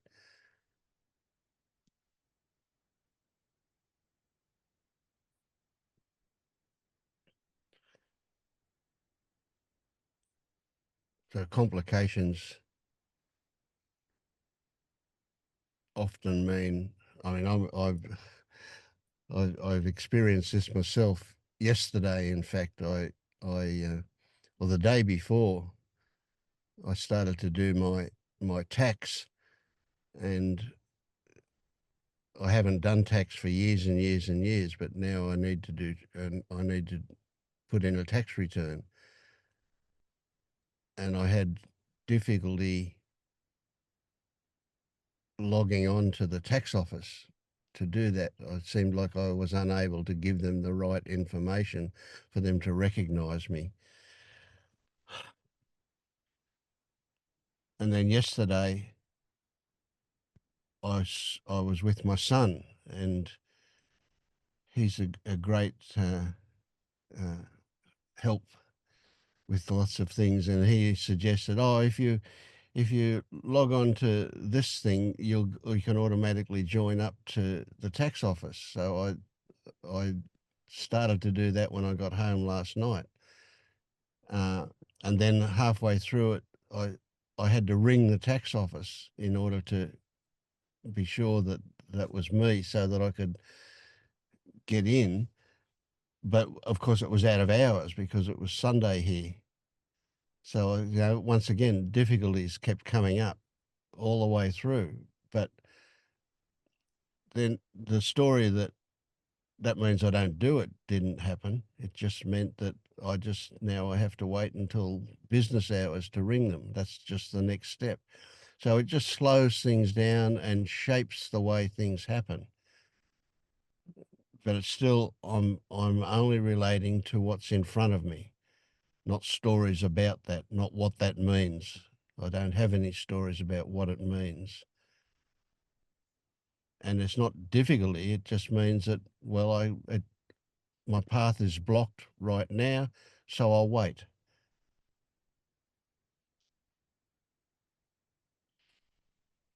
And then later on today, I'll ring the tax office and move through that particular seeming blocking.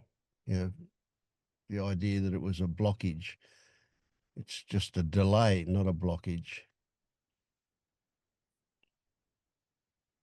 And it's not a problem.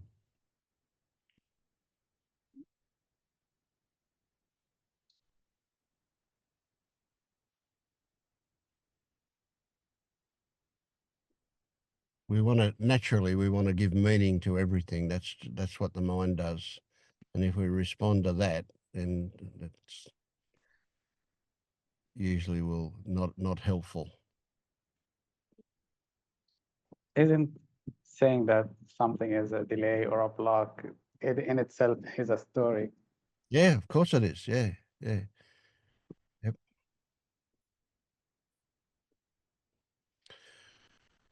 But I'm not responding to the story.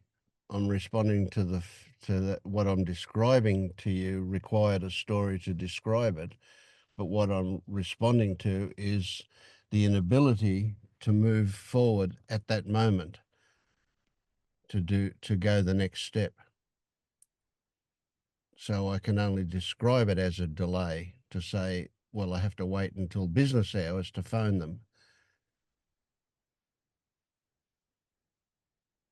So it's just that's what I responded to. And I'm responding in a fairly relaxed manner, although I also do I do recognize that dealing with bureaucracy it can easily get me into a state of frustration. But in this case it didn't. It was just, okay, I have to wait, so I'll wait. And later on today, when we finish this meeting, I'll be in a position where I can ring them. No big deal. I mean, the deadline for me to get my tax in is probably a couple of months away. So it's not really urgent.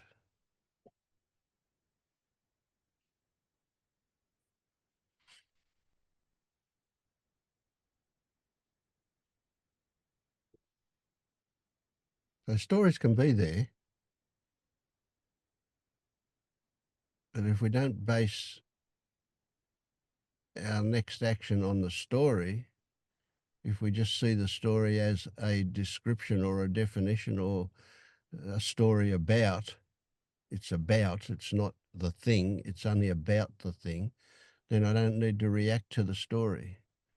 It's just there well, it wasn't even there until till I described it to you. It's just a convenient way of communicating. And of course, that's all communication is about stories, isn't it?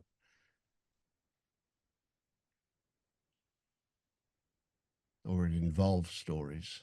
Mm.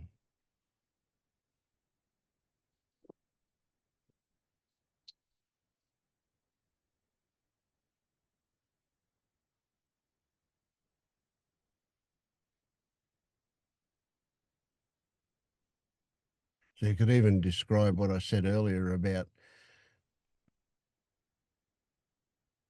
if you find yourself in a certain situation, then there's an invitation there for that to be the next decision. The situation makes the decision. That's a story. And you could say, well, the story is, oh, because this is in front of me, that means that I can do it or I've got to do it or whatever. Well, again, it's just a story. I'm not responding to the story. I'm responding to the opportunity. It's pretty hard to take the story out of it, though. Yeah, I feel like the story is there's no way out of it, or because there is some kind of direction for whatever you're doing that requires some kind of a story or some kind of I'm doing the passport because I want to travel outside Egypt. Like that's a story. Hmm. Yeah. But if you and it's neither right nor wrong. It could be right. It could be wrong. It could be just just a story. But you are doing the passport. That's it, and you're doing it because you can, not because you can, but you know. See, as soon as we start to look at stories, it's hard to separate from them, isn't it? You're not doing the passport. It's happening. And to say why is it happening is irrelevant. It's just happening. It does appear we can weave a story around it that makes sense out of it, but that story may or may not be accurate. Doesn't matter. It's irrelevant. It's just happening. So you find yourself with a passport. And then your opportunities for moving outside of Egypt are possible. And again, that will happen or not happen. Just because you've got a passport doesn't mean it has to happen. And you go, well, where might I go to? Well, one day you might find yourself in front of the embassies and you'll go, oh, look at that. There's that embassy for that country. I wonder if that'll be a place to go to.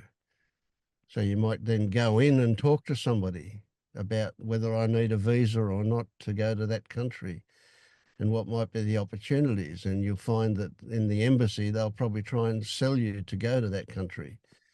Right? And you might go, well, this feels good, or, oh, I don't know, maybe not. We'll see. But at least you know about it a bit more. And that might then stimulate you to consider a different embassy. And you might then go to the other embassy rather than find yourself in front of it because the first place didn't seem quite right for you. Right? But you got a bit excited about going somewhere. And so then you thought, well, if that embassy is a little bit, if it didn't feel quite, if I didn't resonate with what they were offering, right, that might mean that I get a feel for what might resonate more. So then you can go to that embassy and see what they say. And so you might find yourself doing the rounds and still not deciding, or maybe something will feel very attractive for you. Who knows? You know, anything could happen. But they're happenings. You can weave a story that says, "Oh yes, you did this and you did that and you decided and you whatever," but they're just happenings. It only seems like that other stuff is the case. Even that also applies to the stories themselves. Yes, That the absolutely. stories are happening, and one story resonates more and one doesn't. And Yes. Yeah, uh, you got it. Yeah, absolutely. Yeah. Yeah.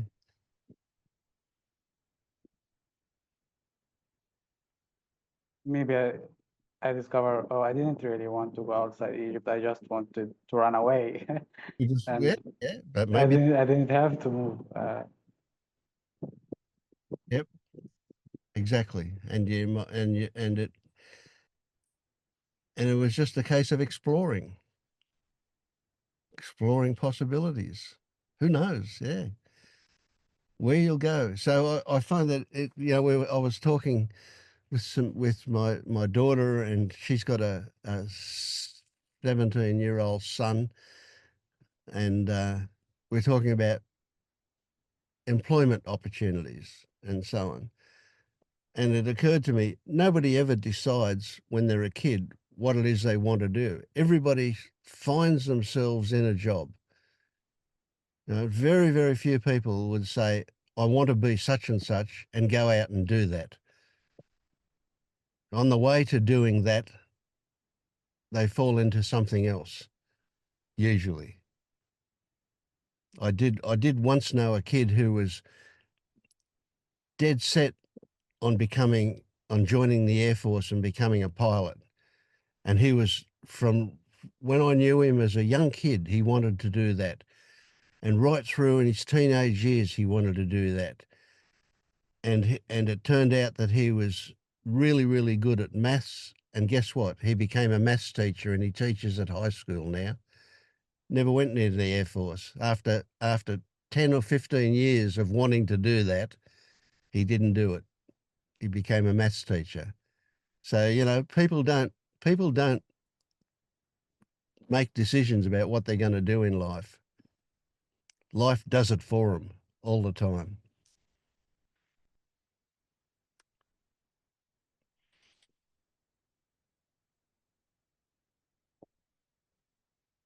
But still, society tells us, oh, you've got to make decisions and you've got to do that. If you don't do that, you're not in control. And if you're not in control, you're out of control.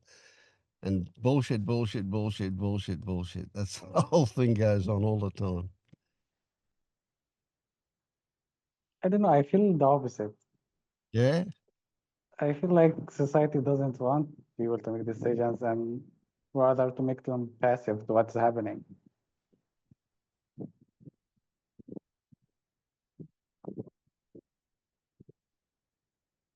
Well, that's true too. I think that's, and so that the contradictions, they live together quite easily. You know, society wants you to be obedient, but it wants you to do what it wants you to think that you're in control.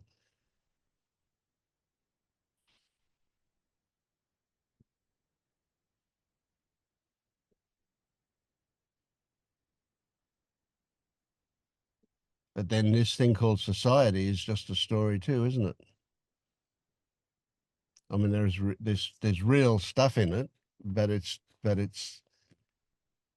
as soon as we start looking at any details, it's not what it seems.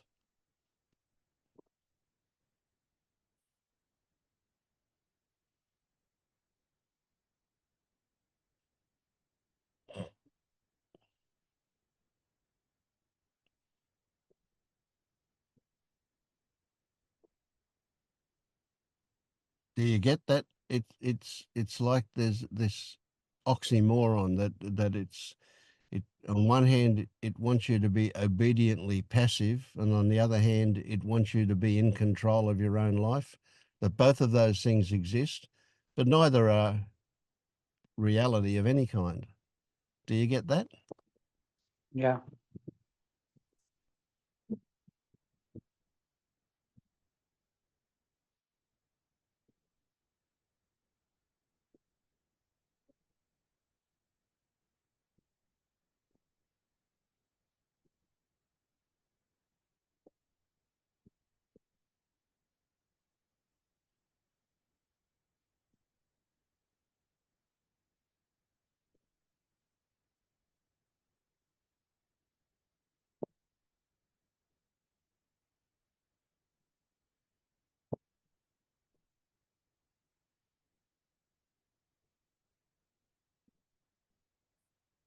It's really hard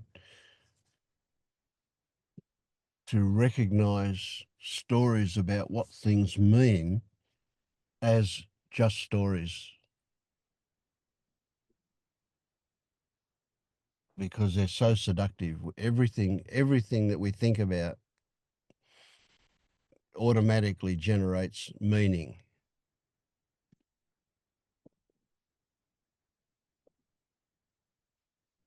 And we're so used to responding to that meaning that we can't imagine not doing it.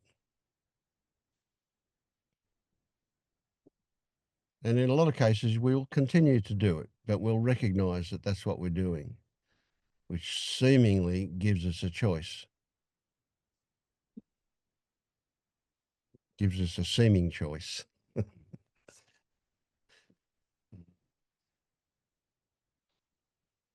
I feel it's more about not a choice, but more alignment,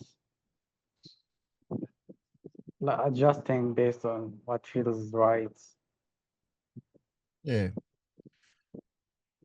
So then what feels right today might be what we've been told, what we've been taught, how we're conditioned. Right? So anything that we do that's contrary to our conditioning will feel wrong. Anything that's aligned with our conditioning will feel right. But at a certain point, the opposite will occur. It'll feel wrong to blindly obey what we've been conditioned to obey. That will feel wrong.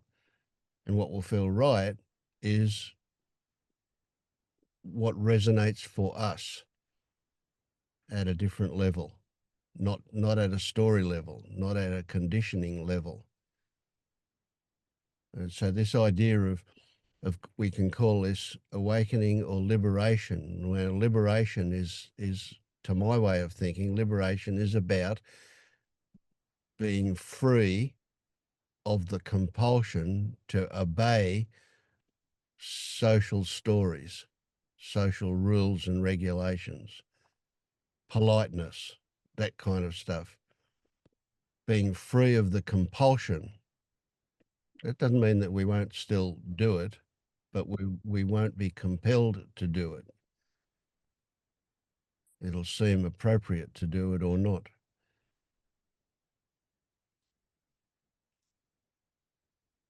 So what feels right today might not feel right tomorrow. So what I would encourage is recognizing what feels right at an intuitive level in your body, separate from the stories of your conditioning. So, it really is a case of that. In the beginning, it'll be what feels right will be to be obedient to those socially conditioned ways of being. Later It on, seems to me yes, go on. it's like a matter of a process or refinement. Yes, absolutely. Yeah. Um,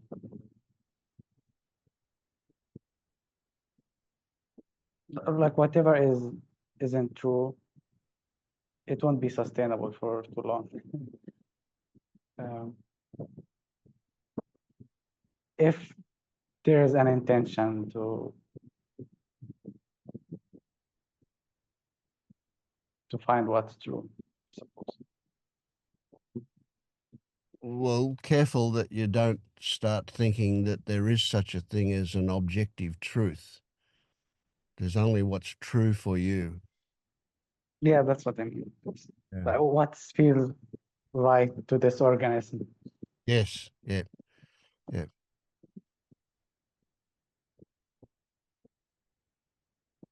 So that's part of where what you're learning to discover, what you're learning about, what you're discovering now is what's true for this organism rather than what's been conditioned into this organism. Yeah.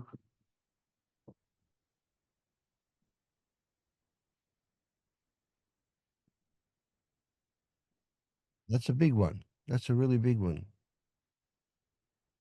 But see, right from the beginning of your seeking days, right from the beginning when you felt there was something wrong with the conditioning, there was something not quite, it wasn't humanistic, or it wasn't, there was something wrong with it, right? Probably started when you were 3 or 4 years old. At that stage, you were already questioning a lot of the social mores that were propagated by everybody and everything around you.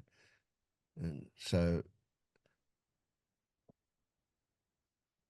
you've been practicing this for a long time without realizing it, to recognize the difference between what's conditioned and what you really, what this organism feels good about. But up until recently, the conditioning had the biggest impact. Not total by any means, but it was, yeah, you dismissed what the organism said was right for it, or more likely to, more of. Nothing's absolute, of course, but it feels like I'm waffling a bit now.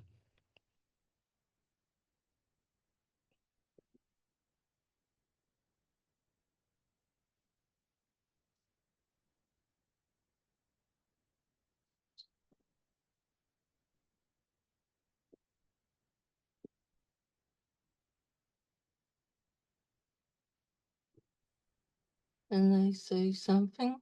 Yes, of course. I feel the urge to tell you, Vince, that I am really sorry.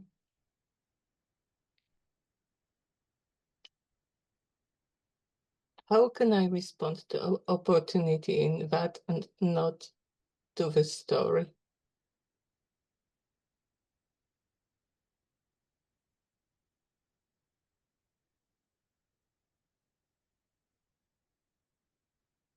I'm not quite getting you. I'm not saying don't respond to the story. I'm saying recognize that it's a story that you're responding to. So you're saying that you feel sorry for something about me, and that's a story, and you're responding to that. Well, I guess so. are you responding to the story about feeling sorry for me, or are you responding to that you feel sorry?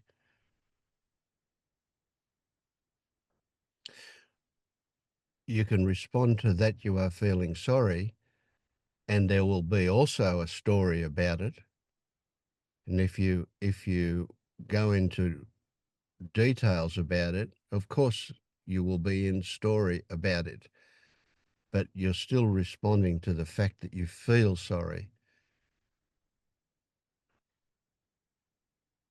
And of course, I'm really curious about what you feel sorry about.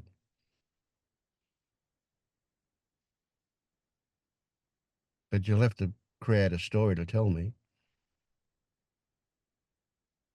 Yeah. And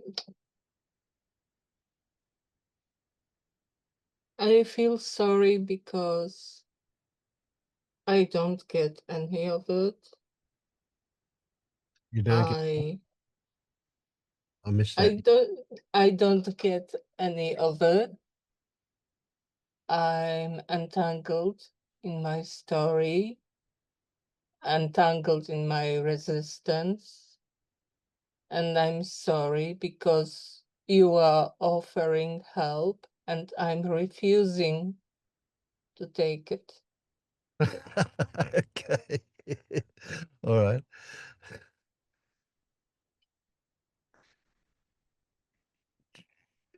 You don't need to feel sorry for me about that. Your refusal to take it, that's you might see that as a choice that you're doing, but it's not. No, it's not a choice. No. Absolutely not. So what's there to feel sorry about? It is the way it is. Yeah. And yet I feel sorry. Can't Yeah. help it Okay. either. Okay. Yeah. So in this case, you are responding to a story that I'm going to feel bad because of your refusal. Well, I don't. I You feel can't help it. you are frustrated sometimes. No, I'm not. Look, it'll take as long as it takes, and we'll get there or not. You know that there's no frustration here about that. I'm I also am I so am ultimately sorry. patient with you. I'm also sorry to all the viewers who have to deal with me. No, look, you're very interesting. I love that. I love that. I don't understand so much about where you come from and what you experience. That's offering discovery for me, and I love that. It's good, and I don't feel the slightest bit frustrated. I would be happy as long as it takes, and even if at the end it doesn't, nothing happens. That's also okay. That's none of it is in our control. It's not my control or your control. Yeah. You know, when you were talking about conditioning, I think I've heard it so many times. No, no, no, don't be sorry. Like it's something, you know, inappropriate. Hmm.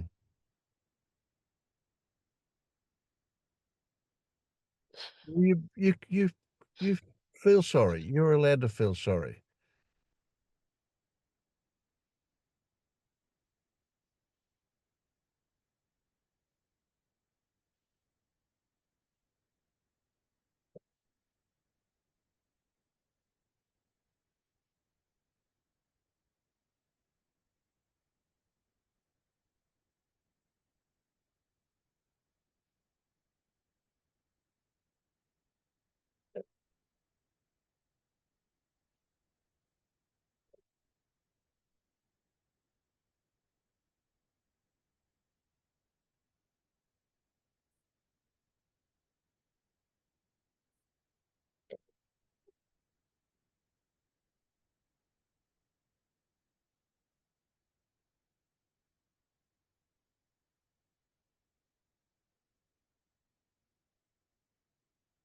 Oh, thank you for allowing.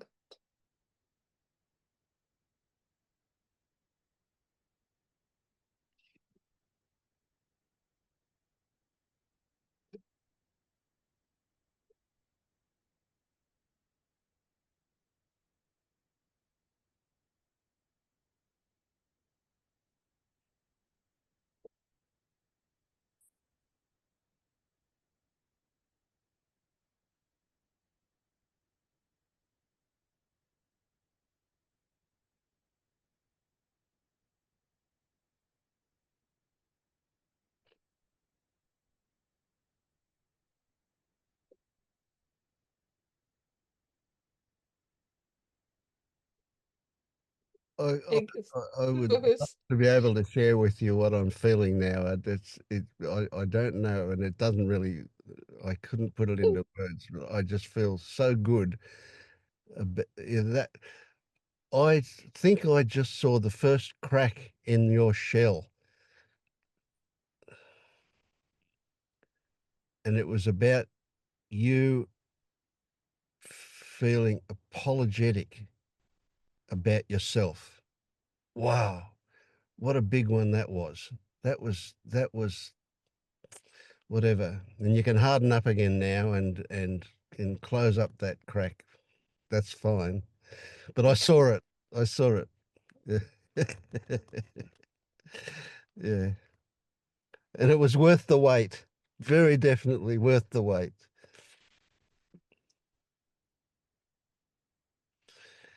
Yeah. Oh God. Uh, I felt the tentacles of manipulatrix behind us all. Yeah, we we made Vince happy. Goat. Oh, yeah. If they were there, they were unconscious. Uh, But yeah, of course. Yeah. okay.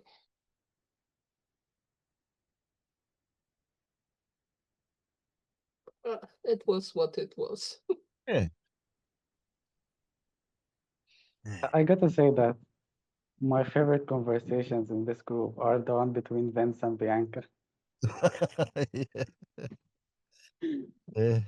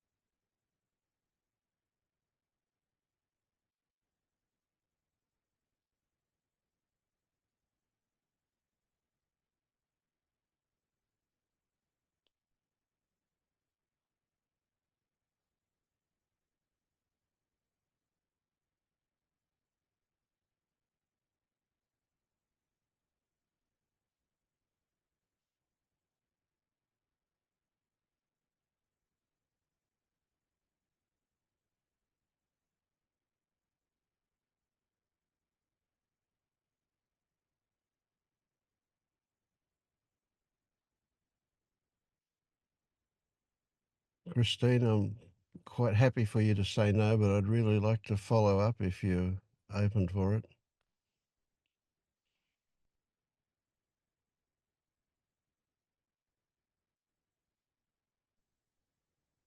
Hey there. Camera here. Oops. Mm-hmm. Mm,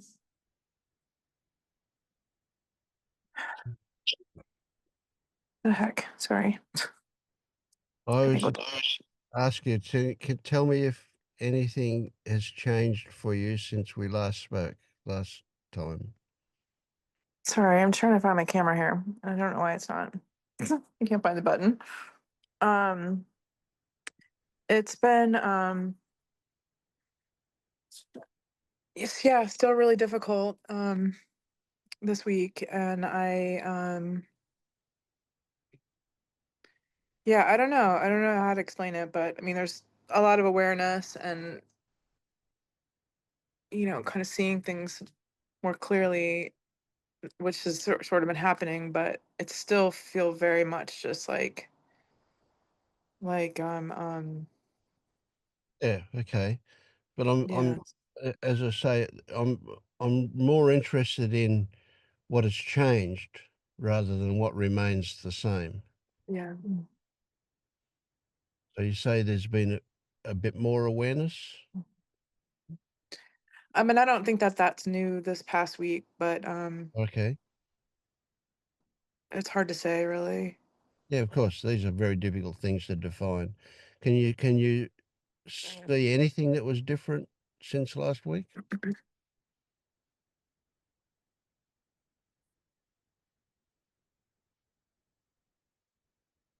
The outside things are different. I think it's five. It's very confusing. It's just that I mean, one of the things that's come up is this job situation. So I moved across the country for a job. It's been complete chaos, and then another job has come up, which is like this at another point in life would have been like a dream job for me, and really creative and exciting and great money. I mean, like all these things that I would have just like been so excited to sort of dig into. And but I don't feel good and I don't feel like myself. I can't like think clearly. Um but I'm going anyway. Like I'm going on this interview this coming week and which is sort of what happened with this last job was I had an interview and I like something is channeled through me. Like I was in a really bad place when that happened. And it was like life just like was propelling me like across the country to just go do this thing. And yet when I got here, it was like, oh my God, what the hell is this? Like really like just like so many things I just didn't know. And it's just very chaotic environment. And so it does sort of feel again like I don't really understand why. Um,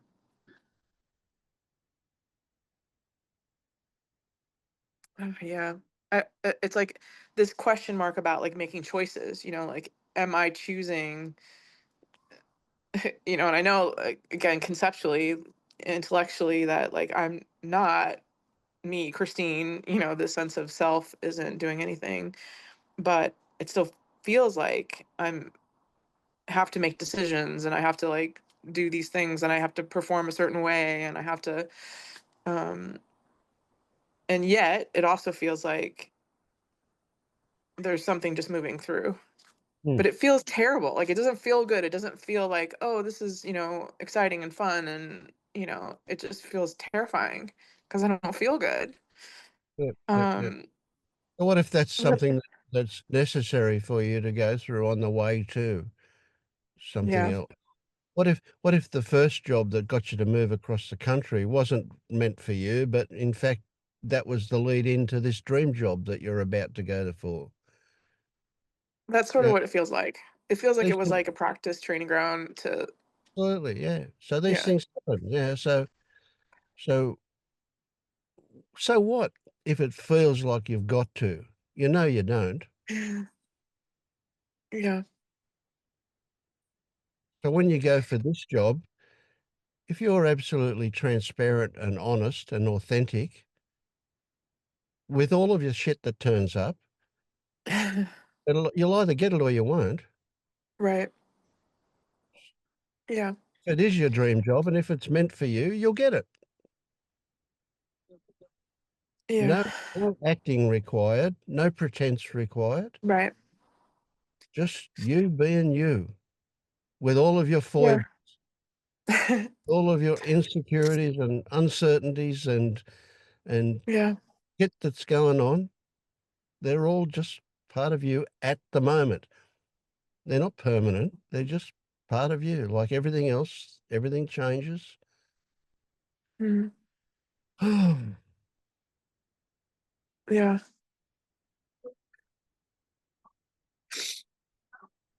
Yeah, I've had a couple days of just feeling really having a very difficult time just getting out of bed. Like I don't like I said, I don't feel good. I don't And I want to feel like excited about,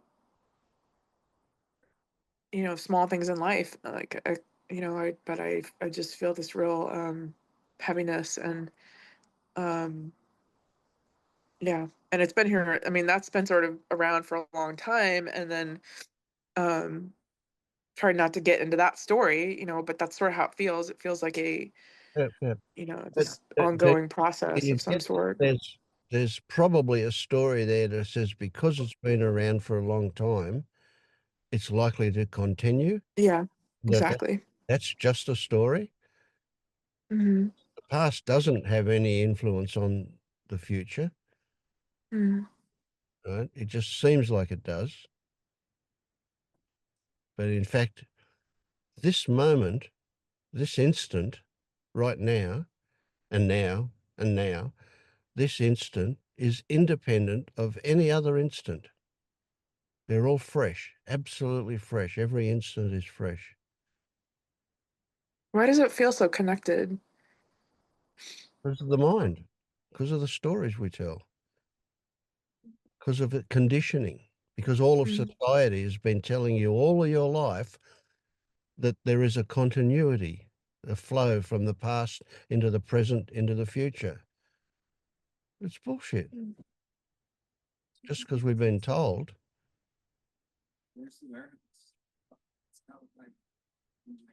Have you ever heard the story about the monkeys climbing the ladder for the bananas up top? I don't think so. I don't know. Okay, it's a fairly short story, so I'll tell you. Yeah. So they put, and I'm making it up a bit because I don't remember the exact story, but they put three monkeys in this enclosure with a step ladder, and they put some bananas on the top step of the step ladder, and every time a monkey started to climb the ladder to get the bananas, they'd hose it with a fire hose. Right? And then every monkey had a go at getting the bananas, and every monkey got hosed. And after a short period of time, if a monkey started to go up the ladder, the other monkeys would stop it because they Mm. figured that it's going to get hosed, right? And then they took one monkey out of the cage and replaced it with a fresh monkey, right? And the same thing happened. That fresh monkey, first thing it did was, oh, bananas, and it went to climb the ladder. Well, the other two stopped it, right? And then it learned, don't climb the ladder, right? Mm-hmm. And then every time one started to climb, they'd get hosed, and so they reinforced it. And then they took the second, another one of the original monkeys out and put another fresh one in, and it learned to not climb the ladder. And then they took the original monkey out, and there were no original monkeys left, but the ones that were in there learned not to climb the ladder. And you can see they changed one monkey at a time, and then generations down the track, those monkeys still would not climb the ladder to get the bananas. And they didn't know why. Nobody got hosed anymore. They Mm-hmm. were taught and they passed it on. You do not climb the ladder for those bananas. As good as they look, you do not go there. Well, that's what society does to us. And that's what we've had done to us all of our life. And part of that is the idea that the past determines the present and the future. Mm-hmm. Mm-hmm. That's not true. You've only got to look around and you'll see people all over the world doing things, brand new things, changing direction in life. Yeah.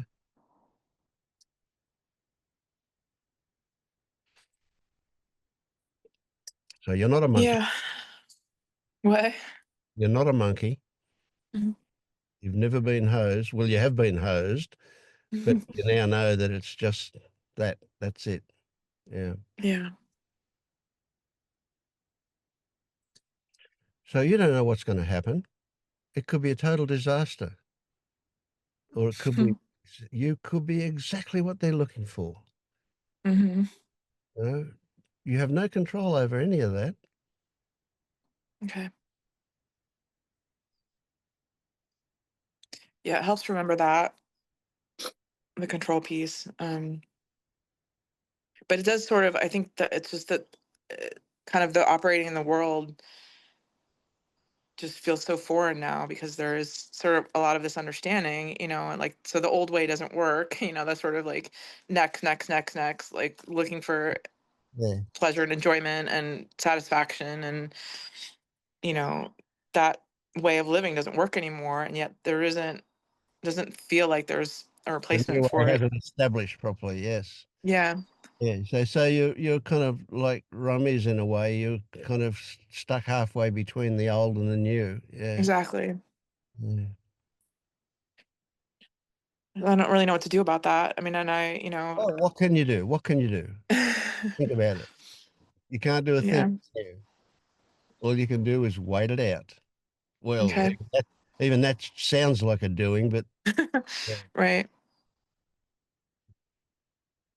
So even things like meditation and practices, and because it does feel like, and that doesn't feel good either, which is really annoying because I go to a couple meditation groups, and like I have got like, you know, really good friends that have gotten so much out of Buddhism and have really like found peace and everything. And it's like, I've never found that like, yeah, that like peaceful place. Well, I'm imagining, and I don't know how true this is, but you see whether it resonates for you or not. But I'm imagining that you're seeing in Buddhism a lot of what you've experienced in society in general. You're seeing a whole Yeah. lot of mores, a whole lot of Hmm. what you should do and how you should be, and they don't Exactly. work for you, you know? Yeah. That's part of you being stuck in this limbo state again, you know? The Hmm. old ways don't work, but you haven't quite felt comfortable with the new ways yet. Yeah. Yeah. Exactly. And Yeah, and trying to find that like whatever that is for here, like what is, you know, I mean, like and yoga I'm feels really great. Like I do a lot of yoga, and that's kind of the one thing actually that has felt grounding as yeah. I'm going through this really turbulent whatever. Um but yeah, like wanting to like do the things that are gonna like crack the code, you know, and the other things that have helped other people don't seem to be really resonating here. And to stop fighting that, I guess, is probably, yeah, kind of where I've been the Well, past couple can weeks. you stop fighting it? I don't know. Can I? Can I Uh, choose that? I don't know. you can't. You can't decide. Well, you can Okay. imagine that it's a decision, but it's not really a Mhm. decision. But it will happen or not. Okay. And just the mere fact that we've had this conversation and the fact that you've thought about it might be all it takes for it to happen. That you Mhm. seem to decide or a happening occurs where you suddenly relax into what is and Mm. instead of fighting it, instead of wanting it to be different. See, that's a real paradox here because it's the wanting it to be different that stops it from being different. So if you go Mhm. the other way, if you say, if I'm happy for it the way it is, it'll change. Mm. And it's kind of weird because if you're Mm. happy for it the way it is, why would you want it to change? But it will. Right. But it's a side effect Okay. of of accepting. You know, so the whole idea of wanting it to change just creates resistance, which creates contraction in Yeah, the I body, see that for sure. stress, Right.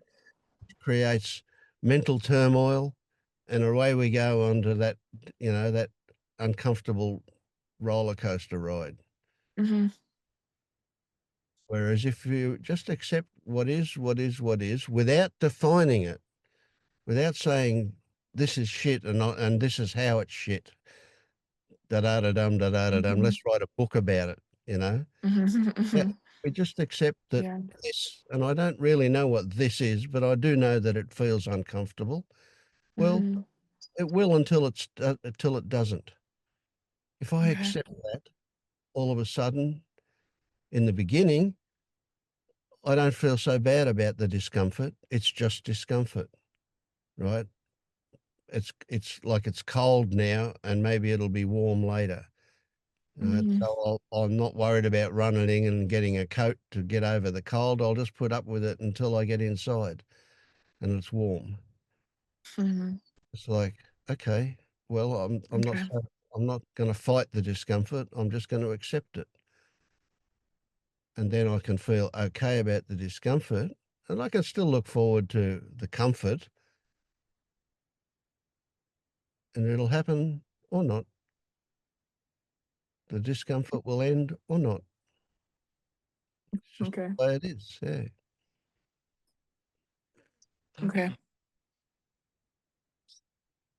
So straight away, I get the sense that something in you is relaxed right now, relaxed more than what it was before. Not totally relaxed, but Yeah. yeah. Yep. Yeah, there's something about hearing that that's good, just to be Mm. okay with discomfort. And Yeah. I mean, I know what it is. It's like you said before, it's the fear that it won't ever end. And yet accepting that, or whatever, just seeing that is okay if that is what happens. Mm. Which is a But, guarantee that won't happen, isn't it? It's crazy, but yeah. Mhm. Because it takes Yeah. effort, even though you don't know about it, that effort of resistance to maintain it. Hmm. And it Hmm. uses a lot of energy to maintain that state. Hmm. So just, okay, shoulders drop, the body relaxes, the hormones change. Yeah. So if you can anchor this feeling that you've got now a little bit of, anchor that, where does it feel nice? What part of the body is it in? Once you can get a, a location and a sensation for that nice feeling, remember that feeling, remember where it is and what it feels like, be detailed about it, give it a color, give it a heat or cool, give it a shape, give it a size, allow its movement. Just get really familiar with that feeling. And then no matter what your situation, if you're feeling a bit frazzled and the thought occurs to you, remember that conversation about I had with Vince about that feeling, I'll go into that feeling again. Just remembering that that feeling existed will bring it back for you right in the middle of being frazzled. Okay. Oh, and you'll just sigh and the relaxation will come back and that nice feeling will reoccur. And guess what? What you were being frazzled about will take a back seat. It won't even be prominent because this feeling will just drive it out.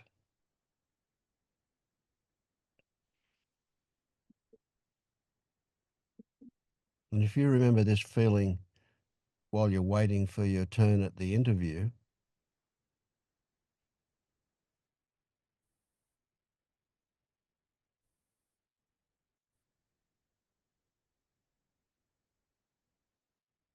if the thought occurs to you to remember this feeling, it'll happen.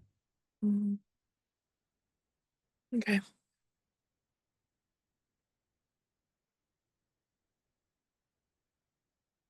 Thank you. Oh, you're welcome. You're really welcome. Oh gosh, I have to go. All right. Thanks so much. Okay, thank you.